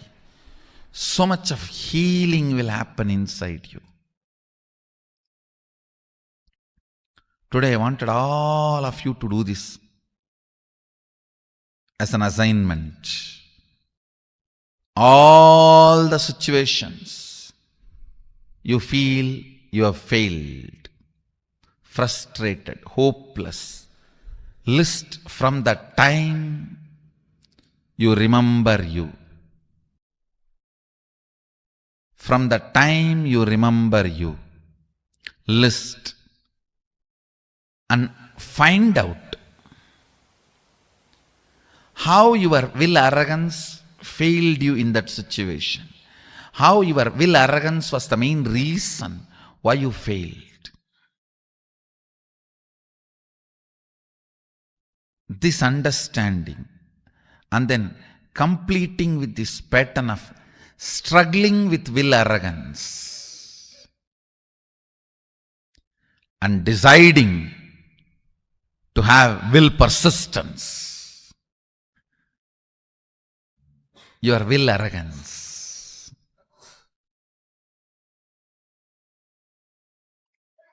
is the source of all the pains.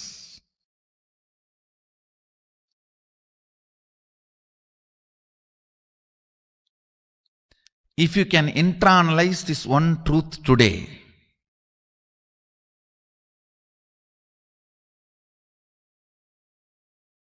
tons of past sufferings will be healed in you. I wanted all of you to do this as an assignment today. From the time you remember, you write down all the failures, frustrations, hopelessness, situations when you collapsed, when you gave up, when you felt you have not achieved what you want, you felt loss, whether it is personal, health, professional, career, life, prayers, spiritual, anywhere. Pen down all the failures and analyze each one. How the will arrogance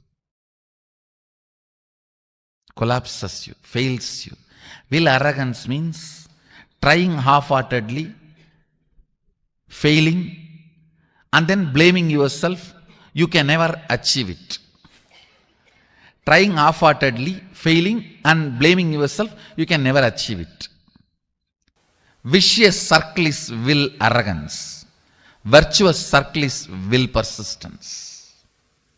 Will persistence means deciding whatever happens, I am not going to give up till my intention to become reality. Nothing can stop me. If my intention to be is Shivoham, till that happens, I am not going to give up. I am going to be persisting. The will persistence.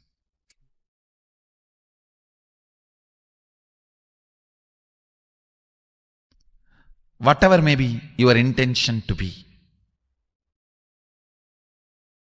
the moment you decide, will persistence,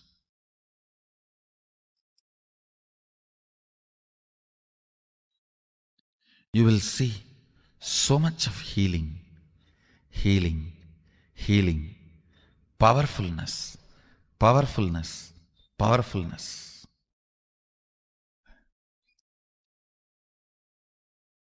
Your own voice sitting inside you and constantly teasing you, pulling you down, disrespecting you, abusing you, will just melt down.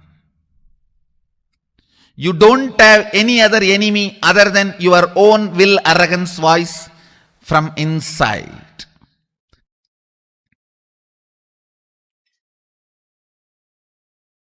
Today do this assignment. This ironing out will heal you so much. You will be ready to manifest all the experiences and powers of Sadashiva. Align here. Start this assignment today. Start this assignment today. To complete with all the pains, ideas, neurological, psychological, physiological, physical, hormonal ups and downs you generated in you, which goes on trying to make you believe falsely that you are not your intention to be. Complete all of that.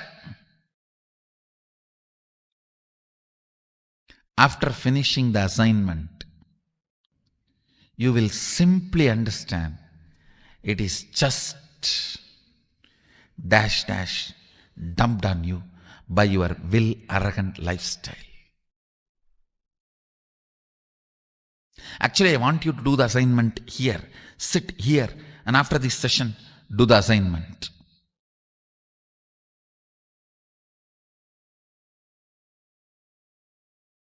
Bringing pure questioning back to your life, bringing seeking back to your life is what I call completion.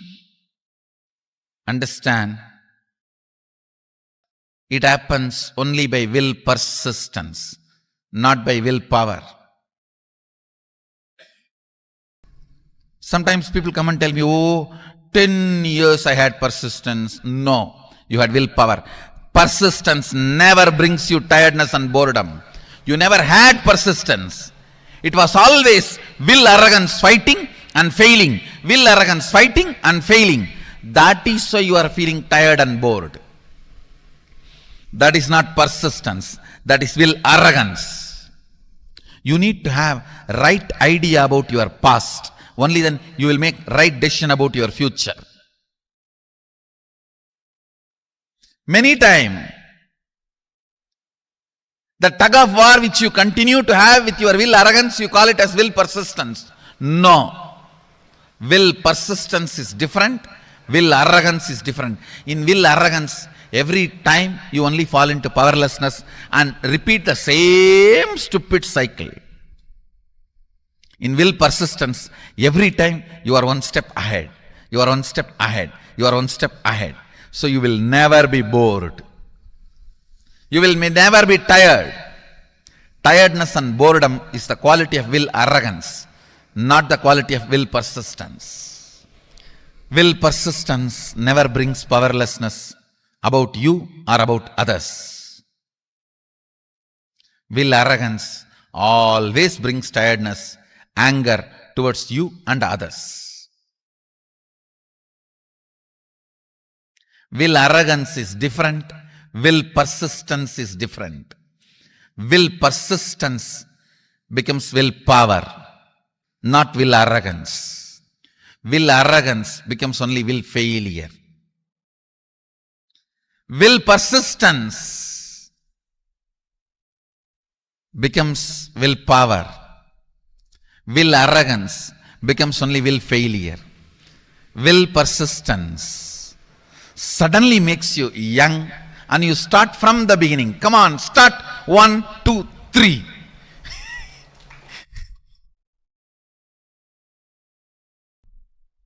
Will arrogance makes you feel tired about even the things which you never practiced, but just you imagine you tried. I tried.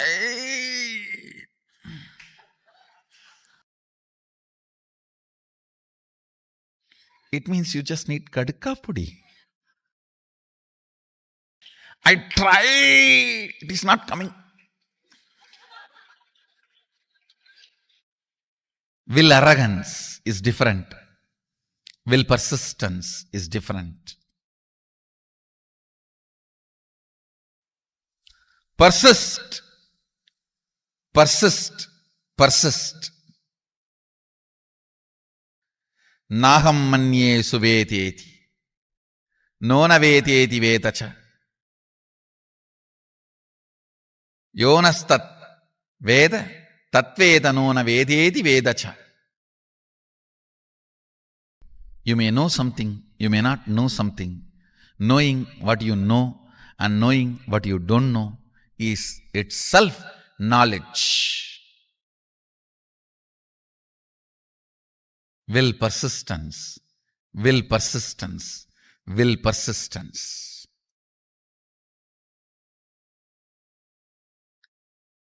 Nothing else need to be done in the world. Just the will persistence will awaken you to you, will raise you to you, will make you realize you to you. Naham manye suvedeti nonavedeti vedacha yonastat vedatat veda nonavedeti vedacha. More and more things you embody, more and more you will know. More and more will persistence happens. More and more will arrogance gets completed. That's all is the essence of life. That's all is the essence of life. At certain level, attacked by tiredness, self-inflicted boredom makes you feel you know it. That's all can be known. You give up on you. And you feel everything is okay. I have seen this during the manifestation of powers. People actually fight with the so-called willpower. It is not willpower, will arrogance. If I make it now, it has to happen now. If it is not happening, then it is not for me. Leave it. Willpower. What do you think as willpower? Is nothing but will arrogance. Real willpower comes by will persistence. When you are bit by the snake called will arrogance, and that poison spreads inside you as tiredness and self-inflicted boredom. I've always seen this. When people first start seeing me, they're all excited, go gaga about all over. If they don't convert that excitement into responsibility and assimilate it as part of them, then slowly, that's the difference between fan and devotee. Fan just fans away all the excitement. Devotee makes the excitement into responsibility. Whoever has converted their excitement and devotion into responsibility, they will never be bitten by tiredness and self-inflicted boredom. Understand? I am using two words. Tiredness can sometime can come even externally, but boredom only from internally it can come. That is why I am using the word self-inflicted boredom. When these two attacks you, you come to a decision, that's all for me, leave me.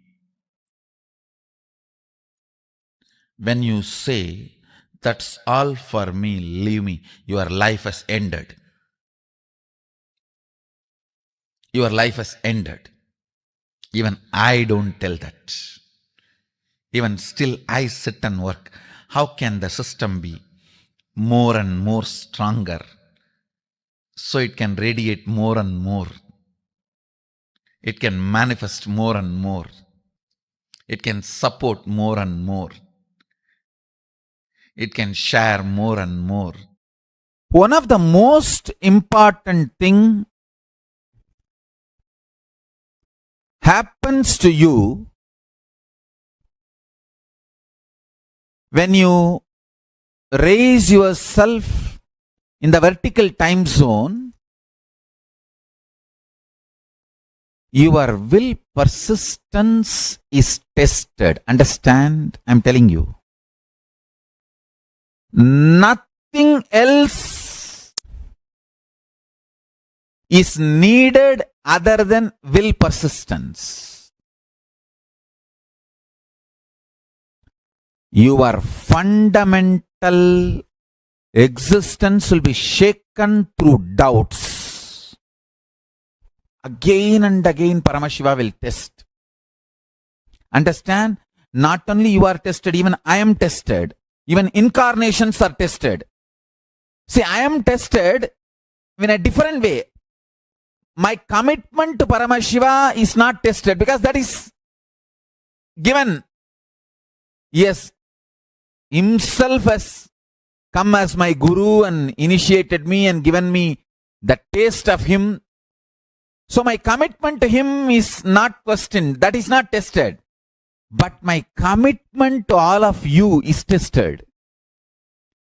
Even if you all hate me, even if the humanity does not recognize my contribution, am I ready to continue to contribute? That is tested. I think by the grace of Paramashiva, I am successful. Understand? Will persistence is tested. Will persistence is tested. Nothing else is required if you stand with will persistence. Understand? As long as you are treated beautifully and everything goes well, if you have faith in life and higher principles, that is not something great. But when things are not as you expect, and even then you decide to stand with the powerful cognitions,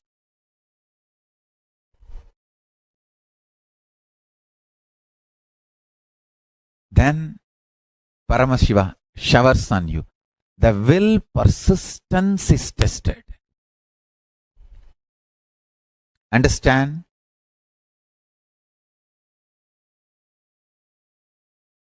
Your bones are drilled with a diamond of pure consciousness. Pure consciousness is the diamond, Vajra. With the diamond, your bones are drilled. When the pure consciousness enters into your being, your will persistence is tested. Blessed are those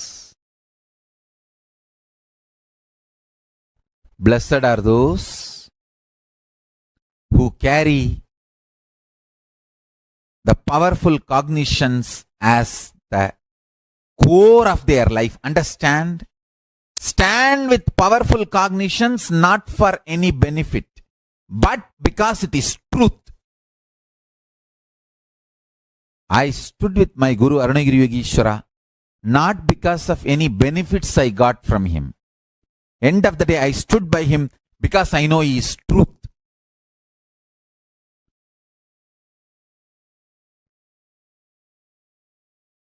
All kinds of doubts will be shaking your core. What I call GDHT, Guru doubt, Guru hatred, Guru denial. SDHT, self-doubt, self-hatred, self-denial. Anyone stands with the will persistence, Paramashiva showers on them. Understand? When the being is raised through the vertical time zones, all you need is will persistence. Actually, will persistence is made of bliss material. So more and more you learn to be blissful, more and more you will have will persistence. Will persistence is not made out of arrogance. No. Will persistence is made out of bliss. Meditate on this. Bole Nata, Paramashiva is extremely innocent, blissful, Anandamaya, and very ferocious. High will persistence. Learn to be more and more blissful, you will have an intense will persistence. Will persistence and bliss, innocence, all these are one and the same.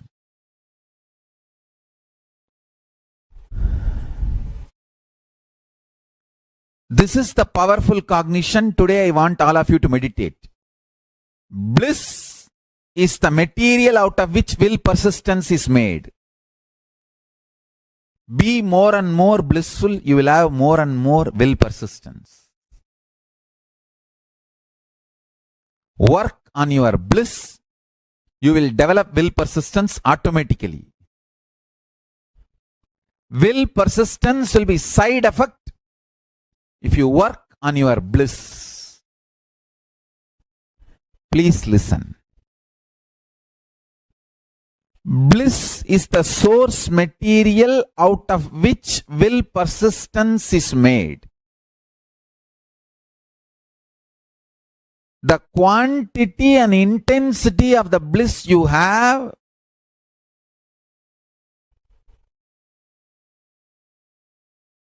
forms the foundation for the will persistence to exist. If you want to strengthen your will persistence, work on your bliss. Make yourself more and more blissful, ecstatic, joyful. Work on your bliss. I tell you, best ways to increase the frequency of your bliss is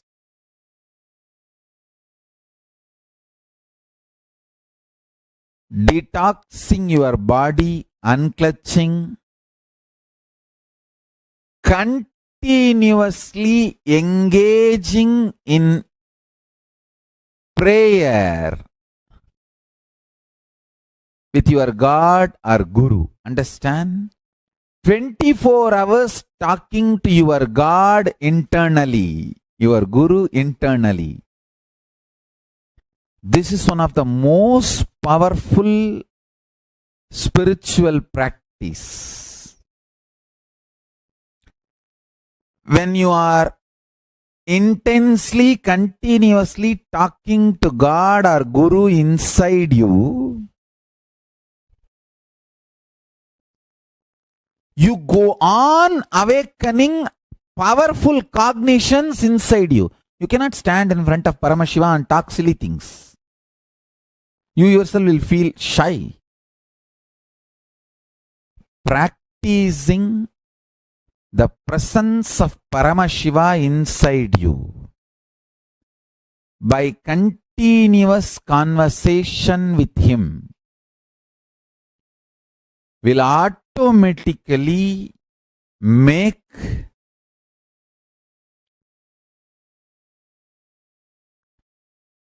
you being stable in very powerful cognitions. I tell you,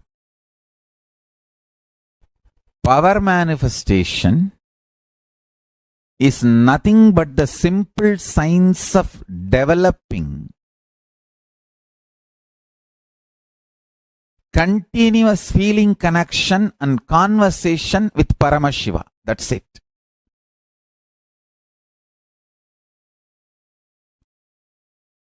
24 hours continuously having conversation, dialogue with Paramashiva inside you. Continuous 24 hours dialogue with Paramashiva makes you constantly stay in powerful cognitions, and that Sahaja Samadhi becomes your reality. Sahaja Samadhi becomes your reality. Sahaja Samadhi becomes your reality. Intense will persistence raises you from your Jakrat, wakeful state, to awakened state, from awakened state to alive state. There are 5 states of consciousness. Waking state, which all of you are now in. Above this state is awakened state, Turiya. Alive state, Turiya Atita. Below the waking state is dream state and deep sleep state. Listen. Waking state. Jakrat. In Sanskrit, we call it Jakrat. English, waking state. Below this waking state is dream state, Swapna. Below the Swapna, deep sleep state, Sushupti. Sushupti, deep sleep. Swapna, dream. Jakrat, waking state. Turiya, awakened state. Turiyatita, alive state. These 5 layers are 5 levels of states of your consciousness.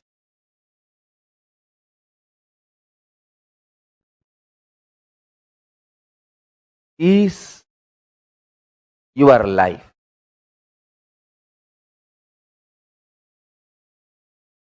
Intensity,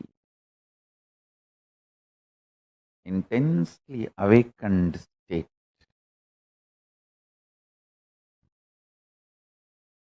leads to alive Turiyatita in you. I tell you, neither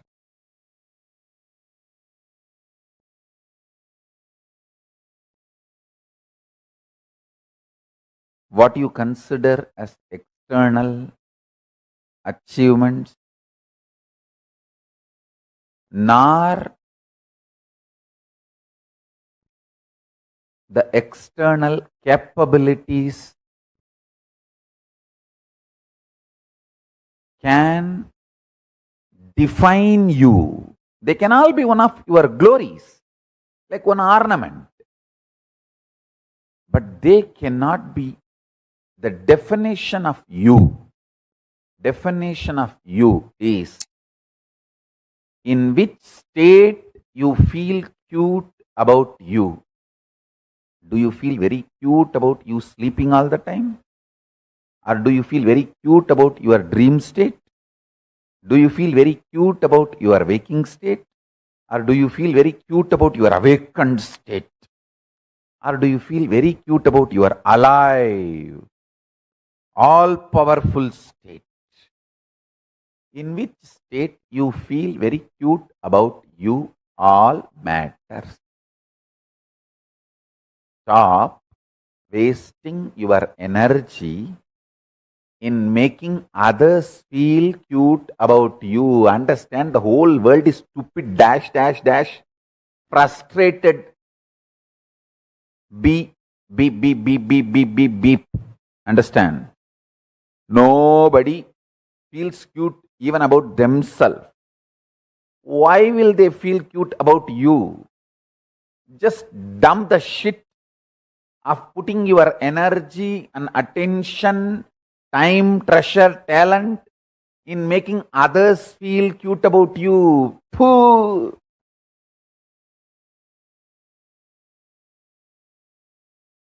It's like you are wasting your whole life for pig shit.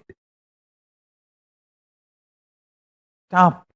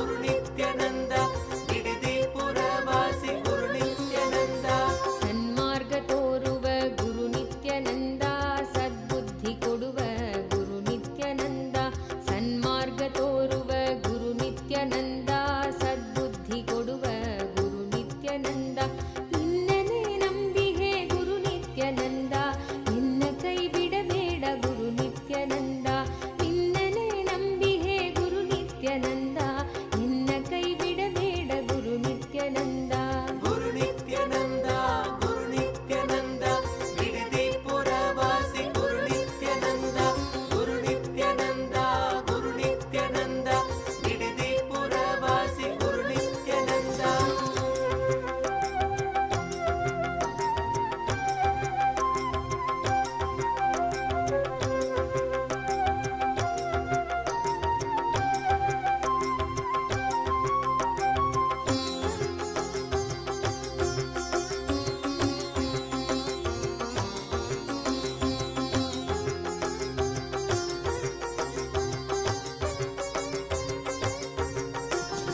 ಆತ್ಮಭಕ್ತಿ ನೀಡೆನಗೆ ಗುರು ನಿತ್ಯಾನಂದ ಧ್ಯಾನ ದೀಕ್ಷೆಯ ನೀಡು ಗುರು ನಿತ್ಯಾನಂದ ಆತ್ಮಭಕ್ತಿ ನೀಡೆನಗೆ ಗುರು ನಿತ್ಯಾನಂದ ಧ್ಯಾನ ದೀಕ್ಷೆಯ ನೀಡು ಗುರು ನಿತ್ಯಾನಂದ ಭಕ್ತರನು ಪಾಲಿಪ ಗುರು ನಿತ್ಯಾನಂದ ಭವಭಯ ನಾಶಕ ಗುರು ನಿತ್ಯಾನಂದ ಭಕ್ತರನು ಪಾಲಿಪ ಗುರು ನಿತ್ಯಾನಂದ ಭವಭಯ ನಾಶಕ ಗುರು ನಿತ್ಯಾನಂದ.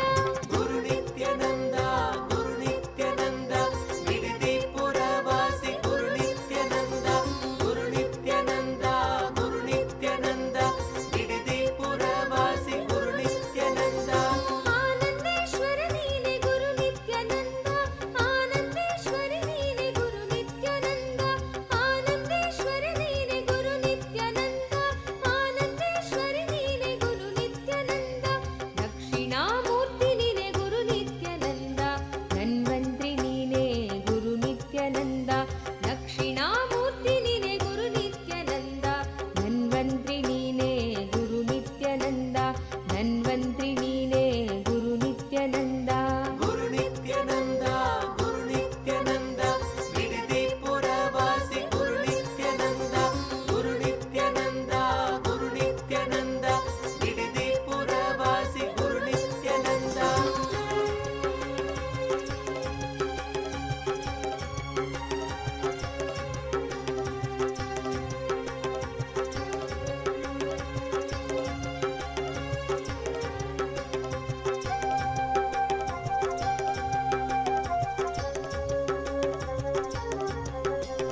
ಗುರು ನಿತ್ಯಾನಂದ ಗುರು ನಿತ್ಯಾನಂದ ಬಿಡದಿ ಪುರವಾಸಿ ಗುರು ನಿತ್ಯಾನಂದ ಗುರು ನಿತ್ಯಾನಂದ ಗುರು ನಿತ್ಯಾನಂದ ಬಿಡದಿ ಪುರವಾಸಿ ಗುರು Nithyananda.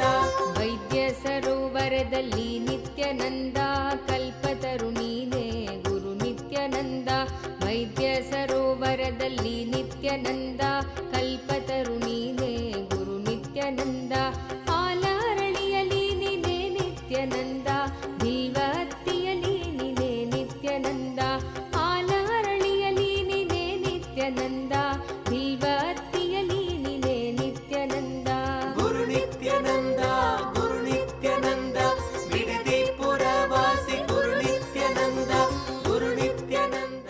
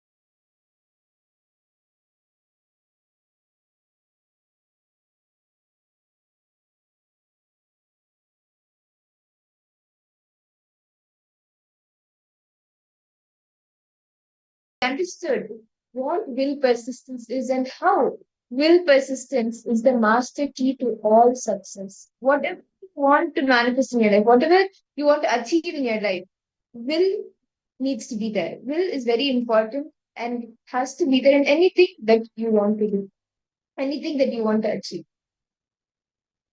So in this session, very beautifully, Swamiji Swamiji made each and every one of us understand the how to experience, how to have the will persistence in life. See, will means what? What happens? Come what may, I'm going to manifest that reality for myself. Give you an example, Swamiji. Right? From the time Swamiji is born till now, what made Swamiji to establish KAILASA? It's that one will, that wanting to manifest what his gurus have told. His guru. That made Swamiji, no matter what, no matter the numerous persecution done on Swamiji made KAILASA. So we understand just willpower alone. Will is enough for you. If you have the will to manifest anything, you manifest anything you want in your life. So, like, can I request each of the participants, few minutes, step in your life, each part, all your patterns where you have withdrawn from life, or it could be anything. All your decisions to withdraw from life. Actually, if you see, it will come from will arrogant decisions, and all the life involvement decisions comes with will persistence. Anything that where you see you have withdrawn from life, all of that is will arrogance. And wherever you actually made decision to get involved, that is from will persistence. That yes, I'm going to make this happen. I'm going to get it done. I'm going to manifest my own reality. And some of you may have the question, what is will arrogance? Understand, will arrogance means I'll try to create a will successful. Believe this philosophy. But if you do this, it does not click, then it is not a philosophy. It is not a will. And that is exactly, precisely what will arrogance is. Can you see to the participants to post what you understand as will persistence, will arrogance? What is each of your understandings? And if you have any questions. Today, all the participants, all of you are going to be getting your will persistence. Awakening. Swamiji is going to be awakening that will inside of you to manifest anything you want in your life. Yes, Nithyananda, Ma Gracina, how are you, Ma? Nice to see you for the program.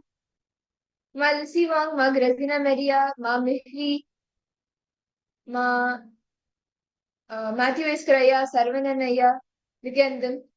Have each of you been able to understand till here what will persistence is and what will arrogance is, what the exact difference is? Okay. Okay, yes, Ma Gracina Maria is nodding. Okay.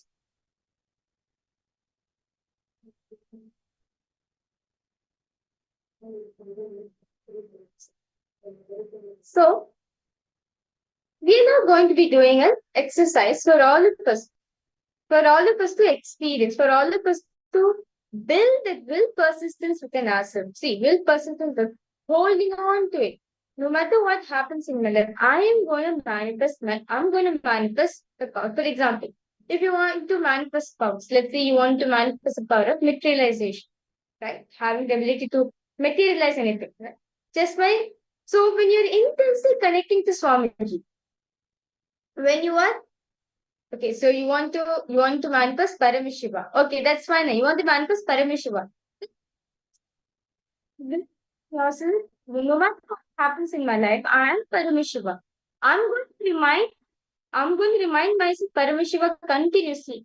Whether people judge me, whether people accept me or not, or whether any conflicts coming in my way, that is fine. But I know for a fact I am Paramashiva and I will hold on to it. That is will persistence. Where, whatever it is, you are boldly saying that I am Paramashiva. You are boldly making a decision. This is what I want to manifest, and I will manifest that from myself. See, Matthew Escaraya, all the different intentions, like the evil intentions from people, when you have a will persistence, your will can actually even change those, like it will not, the evil intentions of the people around you. It will not affect you. That will persistence will stay. You will not be affected by it. And that will not be shaken. That strong, the will persistence, like you need to build that will persistence, that will. that yes, I am Paramashiva, that is what you want to manifest, then create that will, make that decision, and you will be able to manifest it. It is in anything, any desire you want to manifest, anything that you want to manifest, having the will persistence for it is the secret. So Swamiji says, if you have the will, just having the will of wanting to change, if you have the will that you are Paramashiva, you are going to manifest that. Just enough. Integrity will follow, authenticity will come, anything up to enlightenment also you can get. But the only thing, if you just have will, anything impossible in this world, anything you want to manifest will simply manifest for you. So it's a small exercise where we are going to be understanding, where we are going to be finding out where are the areas in my life that I encourage, where I had will arrogance with myself. So we are going to be doing that exercise. So just understand, see where are the areas where you are very strengthened. See, so we have the will within ourselves, but we need to know how to use that will. We need to use will in manifesting our realities. Swamiji is saying, you remember will, right? Failures, frustration, hopelessness, situations where you collapsed, or when you gave up, or when you felt that you have not achieved what you want, or you felt lost, whether it is personal, health, professional, career, life, prayer, spiritual, and anything. That deeply did, okay, you know what? I'm giving up. Nothing is moving forward. Can I request each of you to take a few minutes and pen down all of these failures and analyze each one? Each of the failures, analyze it. How will arrogance collapse you? How will arrogance is the thing that actually failed you? Can I request each of you to take a few minutes and write this down?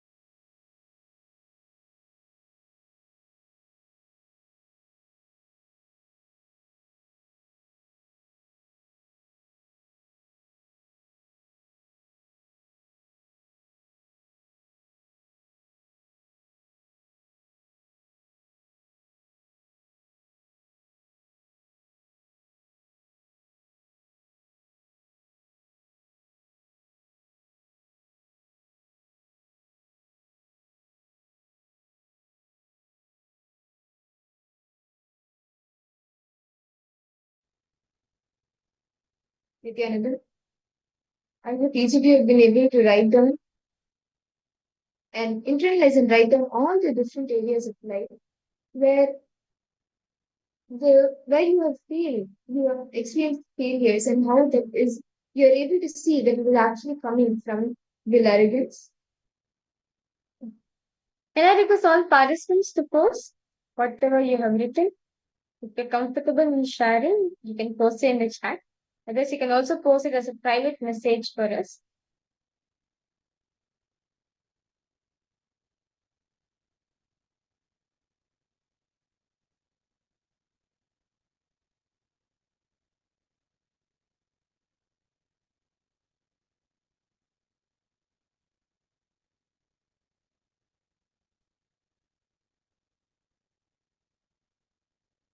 Okay.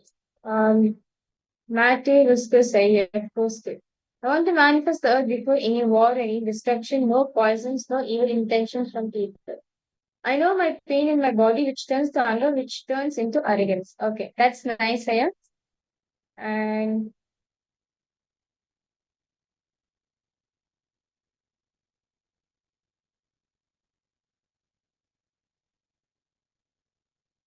okay, Mark Resina, you have posted.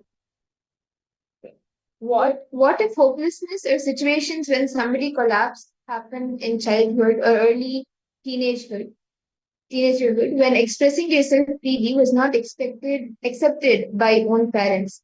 Was it was it will arrogance anyway?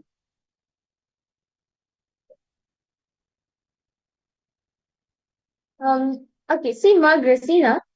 Okay, I request you to if you can post your question like if you can expand a little more so they can understand it better. Man. Just can expand it a little more. Man. Like if you can give particular instant example to it, it will be great, ma'am.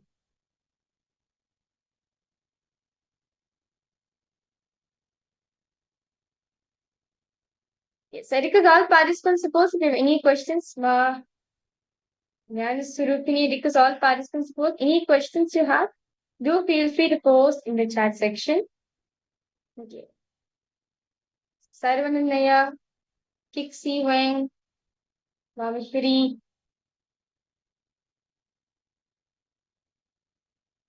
Hopelessness, I would say yes, ma, because at a point of time, instead of holding on to your powerfulness, right, the powerful identity which you're having, you were you holding on to the powerless cognitions you're carrying on? Were you holding on to the powerlessness which you were carrying at a point of time? Because Mark Resina Maria, even yes, actually this will also be will arrogance. Because even as a child or even as a teenager, if you really wanted something, if you really had the will for something, you would have gotten. See, Ma, fundamentally, why we feel hopeless, we feel like, oh God, no one is supporting me. Like basically, we self-beat ourselves so much that we give up so much upon ourselves, right? That okay, I do not have a possibility. I'm not the possibility. Understand Swami says.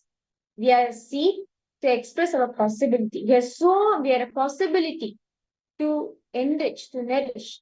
But instead instead of thinking, instead of being powerful about it and let me explore the situation, most people, oh, that person is calling me, everyone's judging me, I feel I'm a failure, I do not know what to do, anything. You are putting yourself, you're closing the door of possibility for yourself at the point of time. You feel like I'm hopeless, I can't do anything, this is my status right. You're putting barricades for yourself. Yes, it is will arrogance.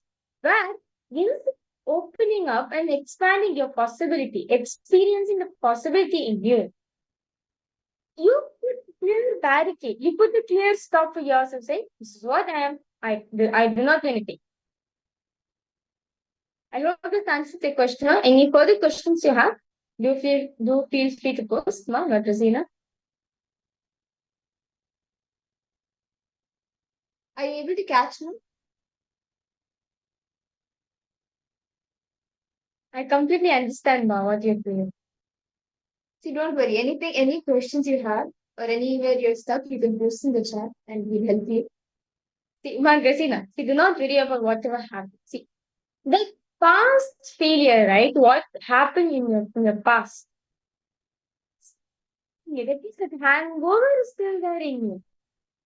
I understand it. Something happened like years ago, maybe like 2 decades ago.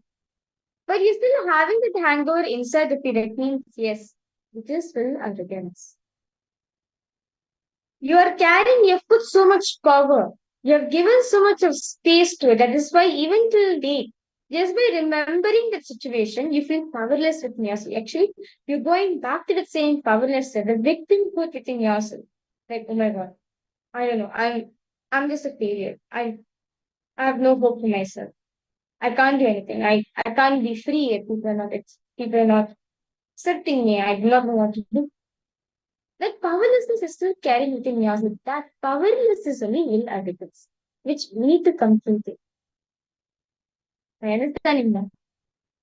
When in the same situation, if you're approached with a powerfulness, you will see you'll see the possibility how to express yourself. You'll take it as an opportunity to build yourself newly. But instead of going for that, you feel like I can't do anything, I'm hopeless. People are not gonna accept me. And yeah, this is what I am. You put barricade within yourself, and that is why we have put so much barricades from childhood. We have, instead of expressing our possibility, instead of going through all the possibilities we have in life, each stage of life we put barricades. Saying, this is what I am. This is what I am. This is what I am. And then you become an adult, right? And you still manifest anything you want in your life. You again, you put barricade upon yourself saying, okay, this is what I am. I'm hopeless. I can't do anything at all. Shit.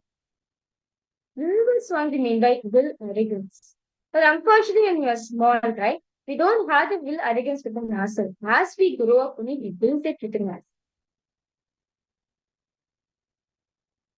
So I hope this. Any questions you have, Magazina?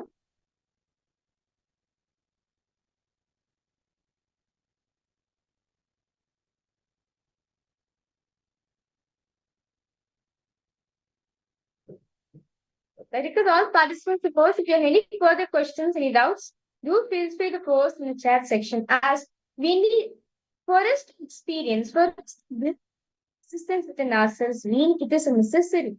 It is a necessity for us to drop the will arrogance we are carrying within ourselves. As the will arrogance to me, then bondage. These are like a barricades, which is not letting you to express will persistence, which is not letting hold on to your will persistence.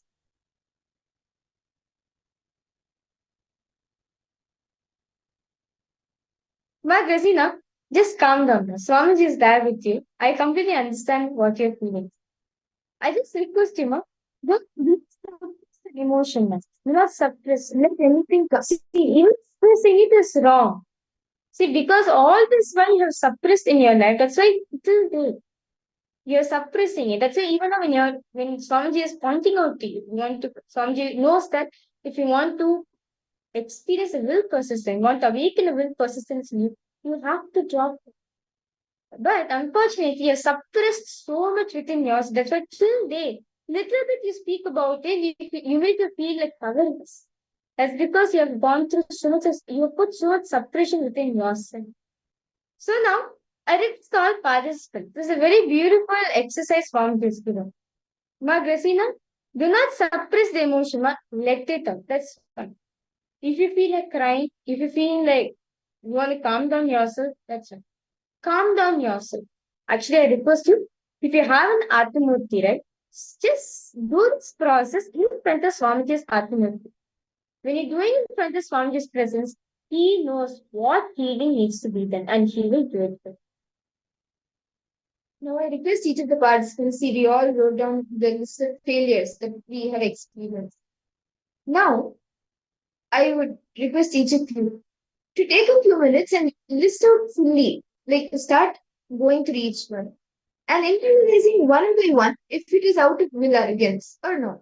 If it is out of will arrogance, you can cross it out. Just keep crossing out each of the failures if it is out of will arrogance.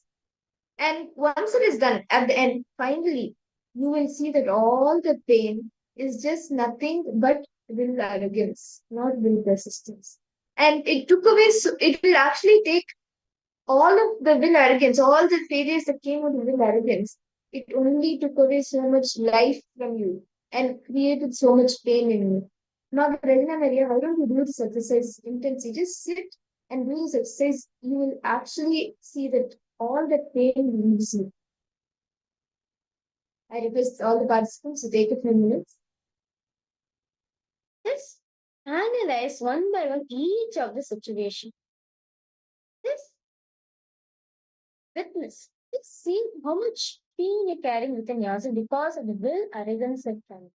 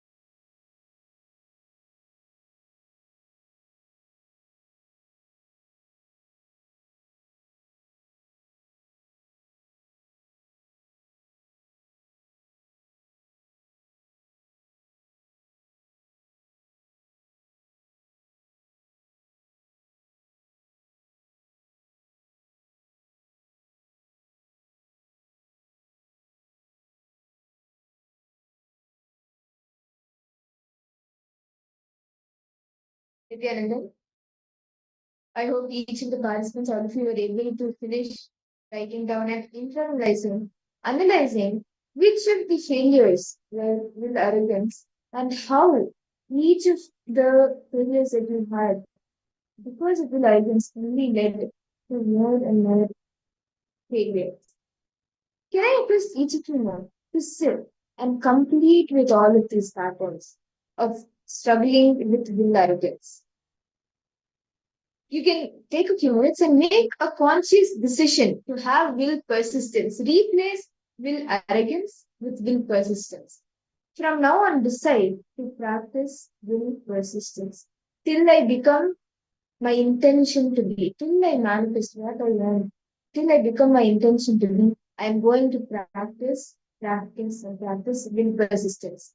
And anybody who takes this decision, you are reborn. The decision, the declaration you take to bring will persistence literally makes you reborn. Can I request each of you to take a few minutes and make a strong decision to replace will arrogance with persistence? Mom, giving you a question. I found many things in my life manifested so easily. Even I just let go my stupid ideas about you and chose to stay strongly inside me. I felt it was impossible to see my family soon because of my past experience. The moment I decided to go to visit them anyway, it just happened within less than a month. Wow, that's nice, Swami Giri. That's wonderful. And thank you for sharing your experience, ma'am. Okay. Mathu Viscasaya posted. Okay. Few days of heavy thinking, analyzing with meditation. Okay. That's nice. I see. Actually, Mathu Viscasaya, even like you were saying, it took like 2 days off because you're not having a clear mind. But that's fine. By attending Paramashivoham program, you will get a clear mind. Swamiji will give you. See, fundamentally, what we do, right? When we feel we are stuck, right? What we do, we withdraw from ourselves. This was fundamentally will arrogance. We withdraw ourselves from it.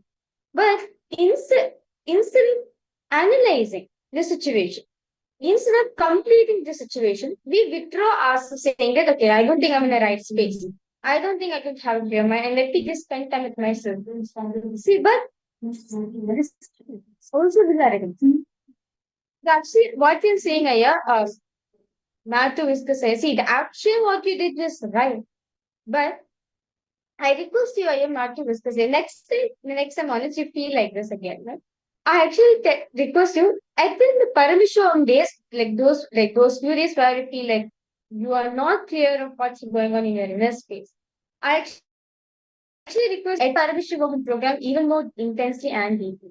As each of these sessions, Swami just beautifully has designed for you to experience the what we call as the inner space, so the clear sleeping. So actually, that's fine. I am Matthew Viscasaya. That's no problem for it. Even if you're not, even if you do not have a clear mind, Swamiji knows different ways how to get that enlightened experience through you. Yes. Ma Grazina, how are you feeling now?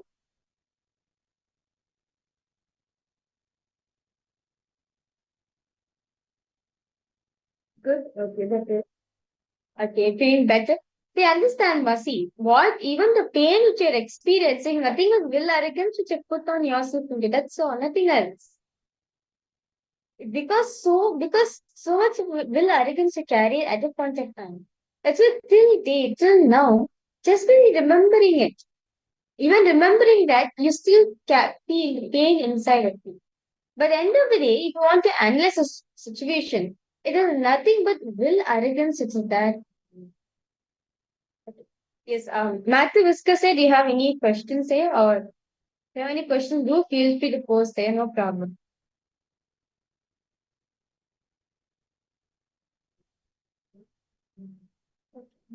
Now, shall we all take a strong decision to replace the will arrogance with persistence? Can each of you take 2 minutes and just decide, I am Paramashiva and I am taking the decision, I'm taking the declaration to align myself to do everything out of will persistence, not reluctance. When I was teaching me to take a declaration, a decision, a strong decision, and take this decision also with will persistence. This decision also needs will persistence. Declare the will persistence. I'm going to persist until I become my intention to be. See, understand our decision is, as Swamiji says, for you to experience completion, one decision is enough. If that one decision is enough, no, that's it. Paramashiva will shower you. So understand, request all participants, Matu Viscasaya, Madrazina, Mamidi, all the participants. I just request you now, this time, from now onwards, today onwards, I'm going to manifest. I'm going to become the intention which I want to be. I'm going to manifest that. Till then, till achieve it, I will have strong will persistence to achieve that space within myself. For example, Matthew Viscasa, you're saying that you want to become Paramashiva. You want to experience within yourself. I just have the will persistence until you reach that state of you are Paramashiva. Until you reach the space of unclutching. Do not drop. Have that incompletion. Continuously remind yourself, I am Paramashiva, I am Paramashiva. I am in the space of unclutching. You will see here the will persistence which you are carrying. The will persistence which you are carrying, that itself has the power to give you whatever you want. That itself has the power for you to manifest the intention which you want to be. So, request all participants, let's take a conscious decision to have will persistence to manifest whatever you want in your life. So, I request all participants now to write down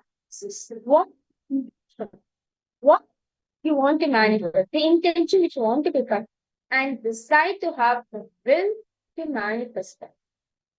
Decide to have pure will persistence to manifest that in your life. Till then, what obstacle comes in your inner space, whatever comes in your way, I'm going to carry that will persistence with me. Okay? Can each of you make a declaration now? Please, sister. Make a strong decision. Declaration.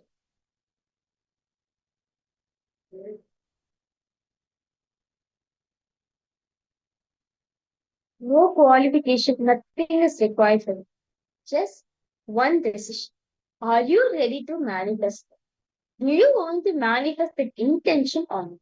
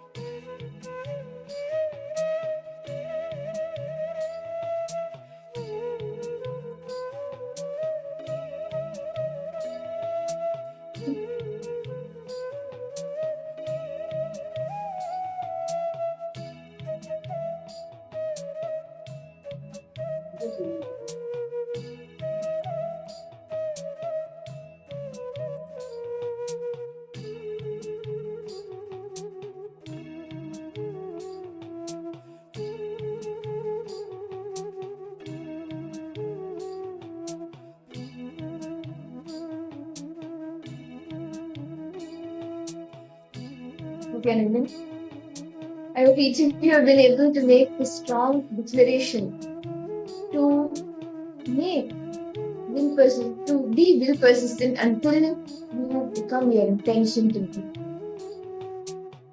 And with that same will persistence, actually to manifest power is also the best way is to have will persistence.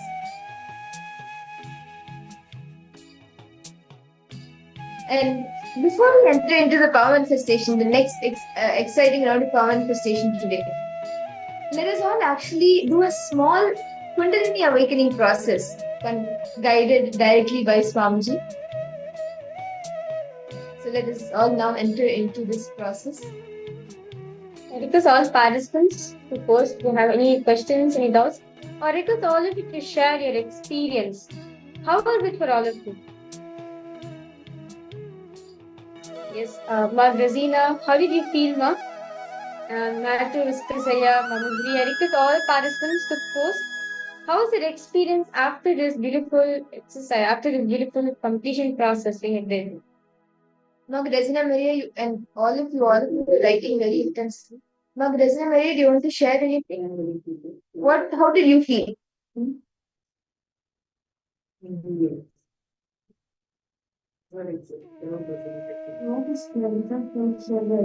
Okay. Okay, Mom, he has posted, I decided that I will keep persistence, okay? Okay, Matthew is saying posted. I'm feeling very calm and situated within my inner mind with Swamiji healing me or healing us right now. That's nice, that's wonderful. Okay. How about for you, Ma Grazina? How are you feeling right now? And even all the others, Ma Tanya Devani, Ma Basdi, Ma Jnanaswarupini, Ma Yoga Nandurupini, Sarvaganaya. Each of you can post. Okay, Ma Grazina Maria, I feel much lighter. Yes. Okay. Hello. Okay, Ma. So now let us all enter into this process, the Kundalini awakening, guided directly by Swamiji. I request each of you to please settle down and intensely do this process as Swamiji guides us. This is a very beautiful process conducted by Swamiji to kindle, to awaken that will persistence in you. So I request all participants to sit comfortably. It is actually a very powerful process. So it's all of it sit comfortably. Yes, let us all now enter into the process.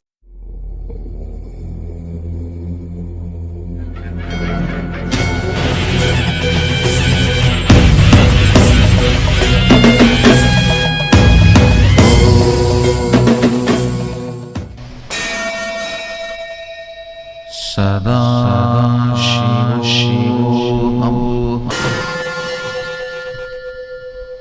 Sadashivoham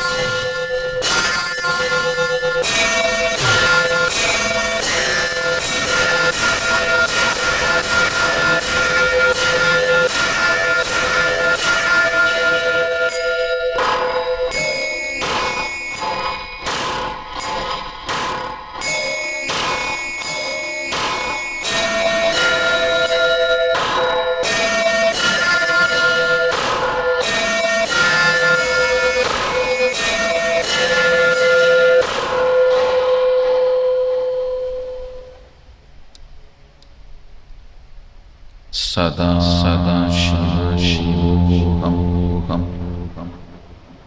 Sadashivoham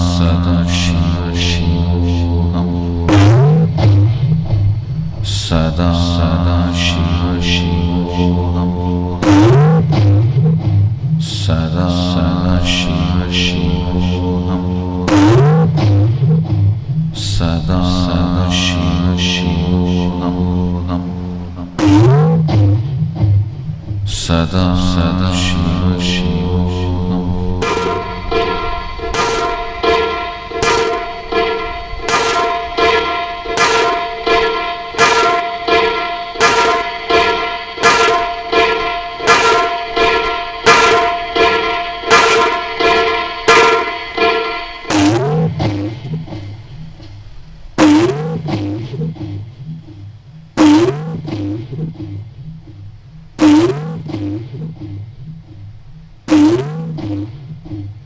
Sada Shivoham, Sada Shivoham, Sada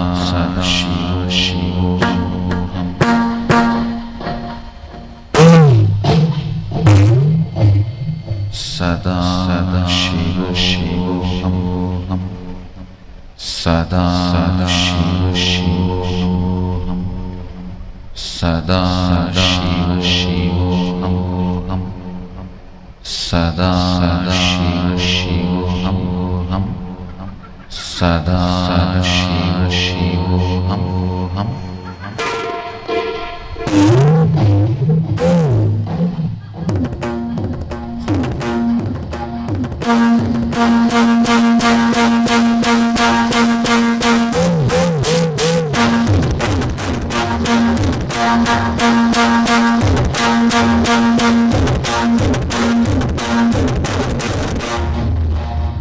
Sada Shivoham, Sada Shivoham, Sada Shivoham,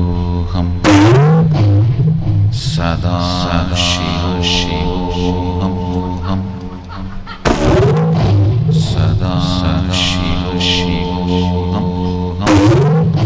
Sada Sada Shivoham.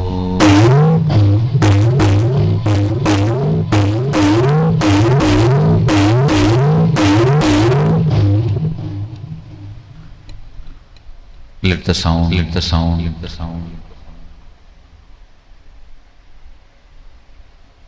Let the fire, let the fire, let the cognition, all support everyone to have an completion. Kundalini awakening. Sada Shivoham,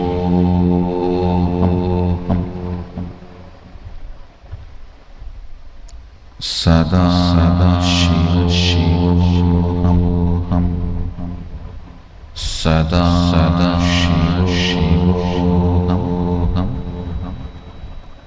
Sada Shivoham, Sada Shivoham, Sada Shivoham, Sada Shivoham, Sada Shivoham, Sada Shivoham, Sada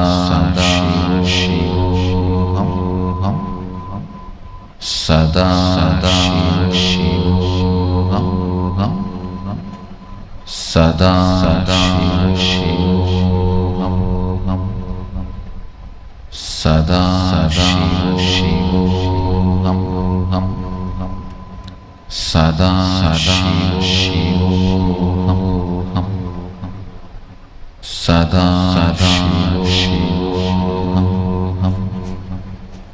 Sada Shivoham, Sada Shivoham, Sada Shivoham, Sada Shivoham, Sada Shivoham, Sada Shivoham,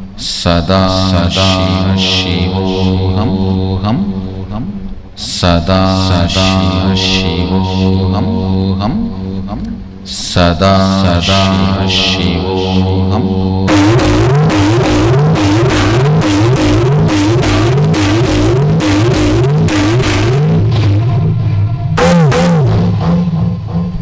सदा शिवोऽहम् सदा शिवोऽहम् सदा शिवोऽहम् सदा शिवोऽहम्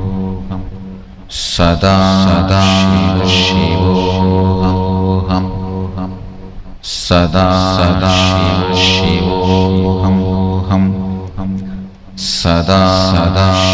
शिवोऽहम् सदा शिवोऽहम् सदा शिवोऽहम्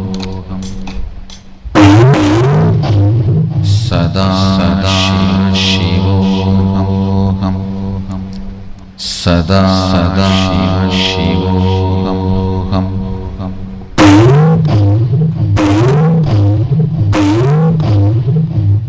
सदा शिवोऽहम् सदा शिवोऽहम् सदा शिवोऽहम् शिवाय नमः शिवाय नमः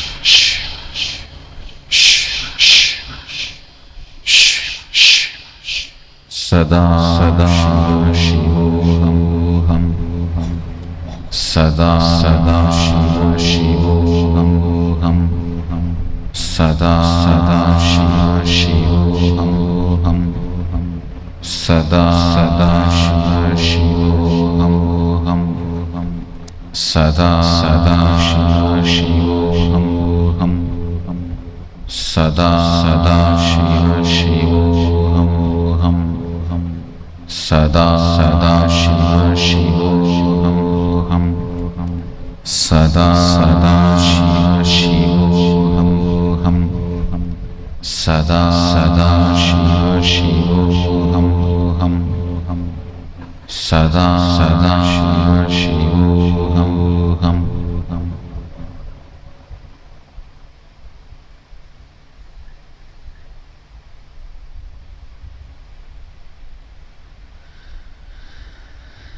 Sada Shivoham. You can open all your three eyes.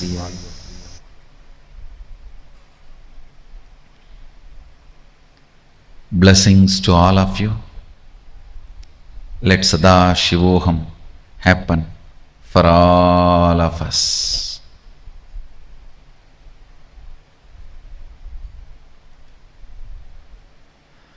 Make a will with will persistence.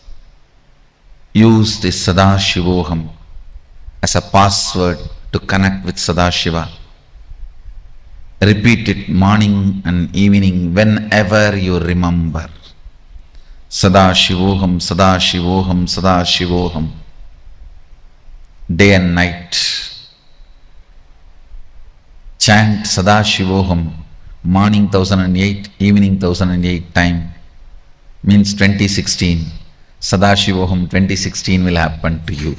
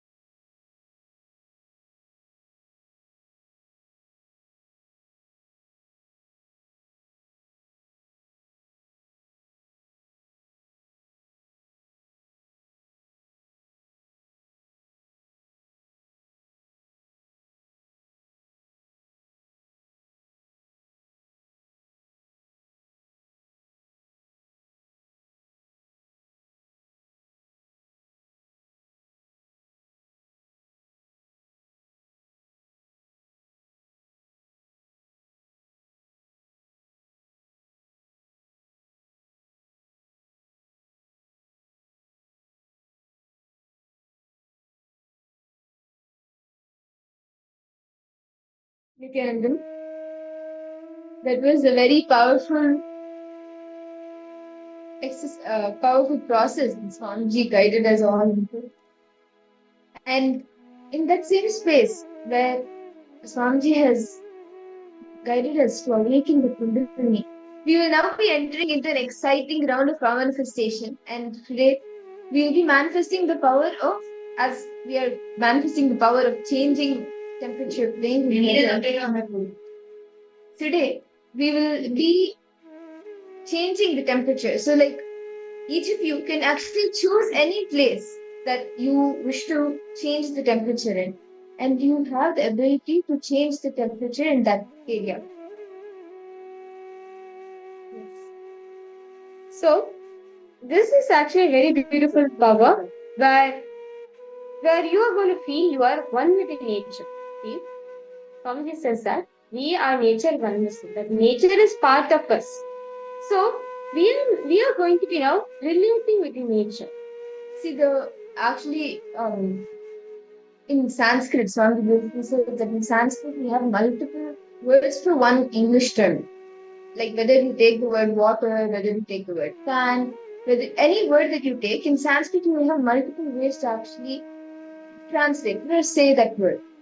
But there is one word, like the word Vatavarana. In English it's the vice versa. In English there are two words used for Vatavarana, which is internal modes and external weather. So when you can change the inside, you can change your moods, all of that inside, you can even change the outside, the external weather. So actually this round we will be manifesting the power of changing the temperature. There's multiple ways how you can relate to nature and play with nature, like bringing rain, or you can even speak to plants and have them to drop thorns. Actually, we used to do this in Gurukul every day. Speak to the rose plants. See, why do plants have thorns? Keep itself, right? Even for us, the way we have some or the other way of reacting to something that we don't like. Either we get angry, we get irritated, something, but when we don't, or we like back off when we don't like something. The same way, even for or like when we feel intimidated. When if some stranger comes and we feel a little intimidated, then we back off, right? The same way, even for rose plants, they have the thorns, and it's like a protection for them. But when you speak to them, you give them love. You show them that you're not going to harm them when they themselves start dropping the thorns. And it's the same with nature. It is not controlling the nature, but it is be connecting in oneness with nature and commanding it to change. So it is out of pure friendliness and oneness. So that is what each of you will be doing today. Okay. So let's get started. So first we are going to be connecting with the nature. Swamiji says, Swamiji is giving a very precise guideline, step-by-step process for us to manifest this power. Okay. So first we are going to be connecting with the nature. So I request all participants please close your eyes. Close your eyes. Now just visualize Swamiji in your wrist.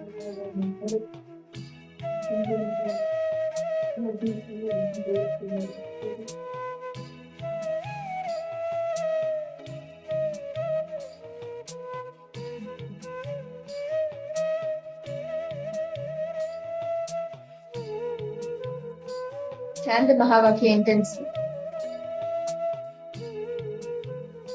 Now, can I request each of you to choose any place? You can check any weather forecast like accuweather.com. You can go to the website and choose a place where it is either hot or cold. Like you can now from hot weather you will be making it into a cool weather or like a cold weather, and somewhere where it is cold you will be making it hot. So that is what we will be doing. So based on exactly what you want to do. Based on what you want to do, you can go to accuweather.com and choose a place. Choose any place, any city, state, anywhere where you want to change the temperature for, and make sure that there the weather, like it is either cold or hot, whatever it is. Take a screenshot of it. Current weather. If you have any friends or relative in that place for which you want to change the weather for, you can even call them up, explain the power to them, and they can also like be outside or something, like look outside to see the temperature change. Yes. So I request all participants now. Okay. I request all of you to post which are the places you want to manifest this power. You can actually alter the temperature, the Vatavarana in which you are living. Okay, Matthew discuss, I have asked. Whole body is vibrating, continuous vibration. Is this normal? Well, I asked. Actually, I would say this is the completion process Swamiji is doing to you. Then Matthew discuss it. Okay. This is a very powerful process Swamiji is doing to your system. So that's great. Actually, when Swamiji does a very powerful initiation, that's the powerful process on us. Our body radiates that vibration of intense energy. Swamiji is giving, Swamiji is flooding in that process there. Okay. So can I request all participants to post which place do you want to change the temperature?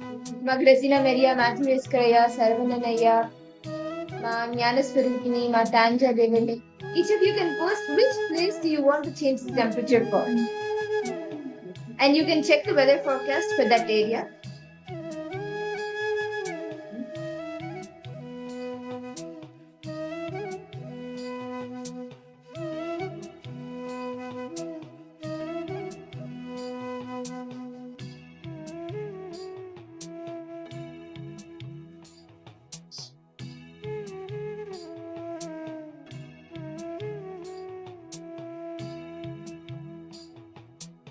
Okay.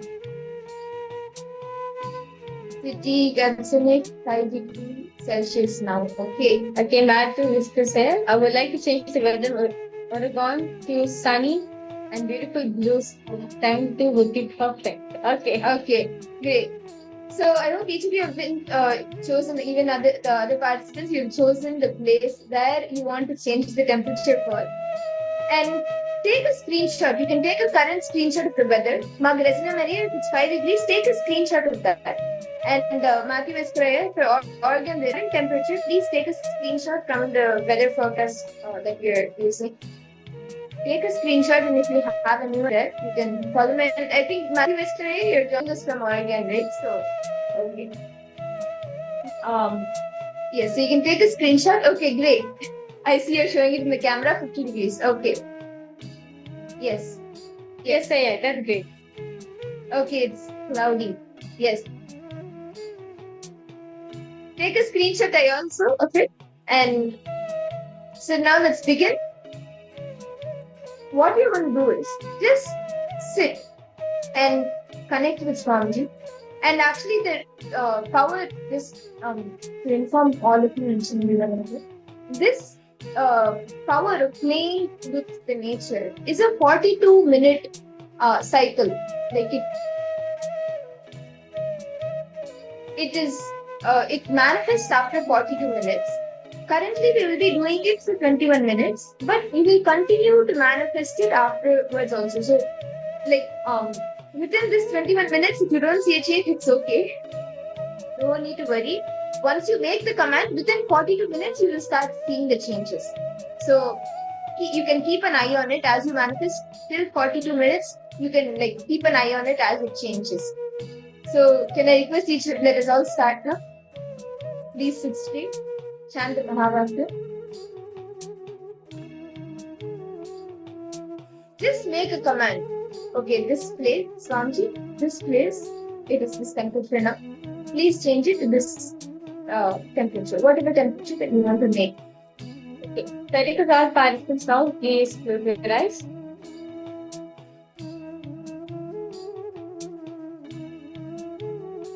Connect to Swamiji.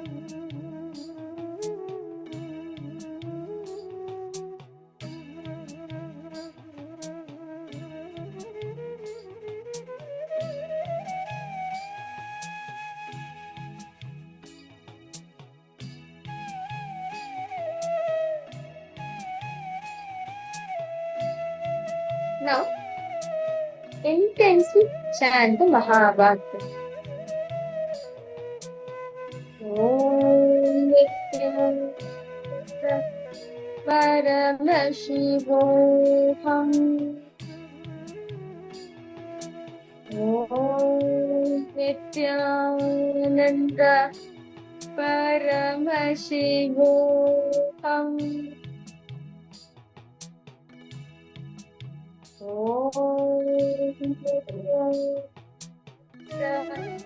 Paramashivoham.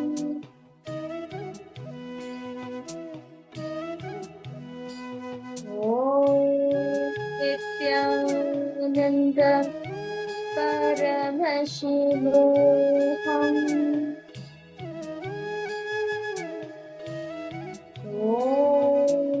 Nithyananda Paramashivoham.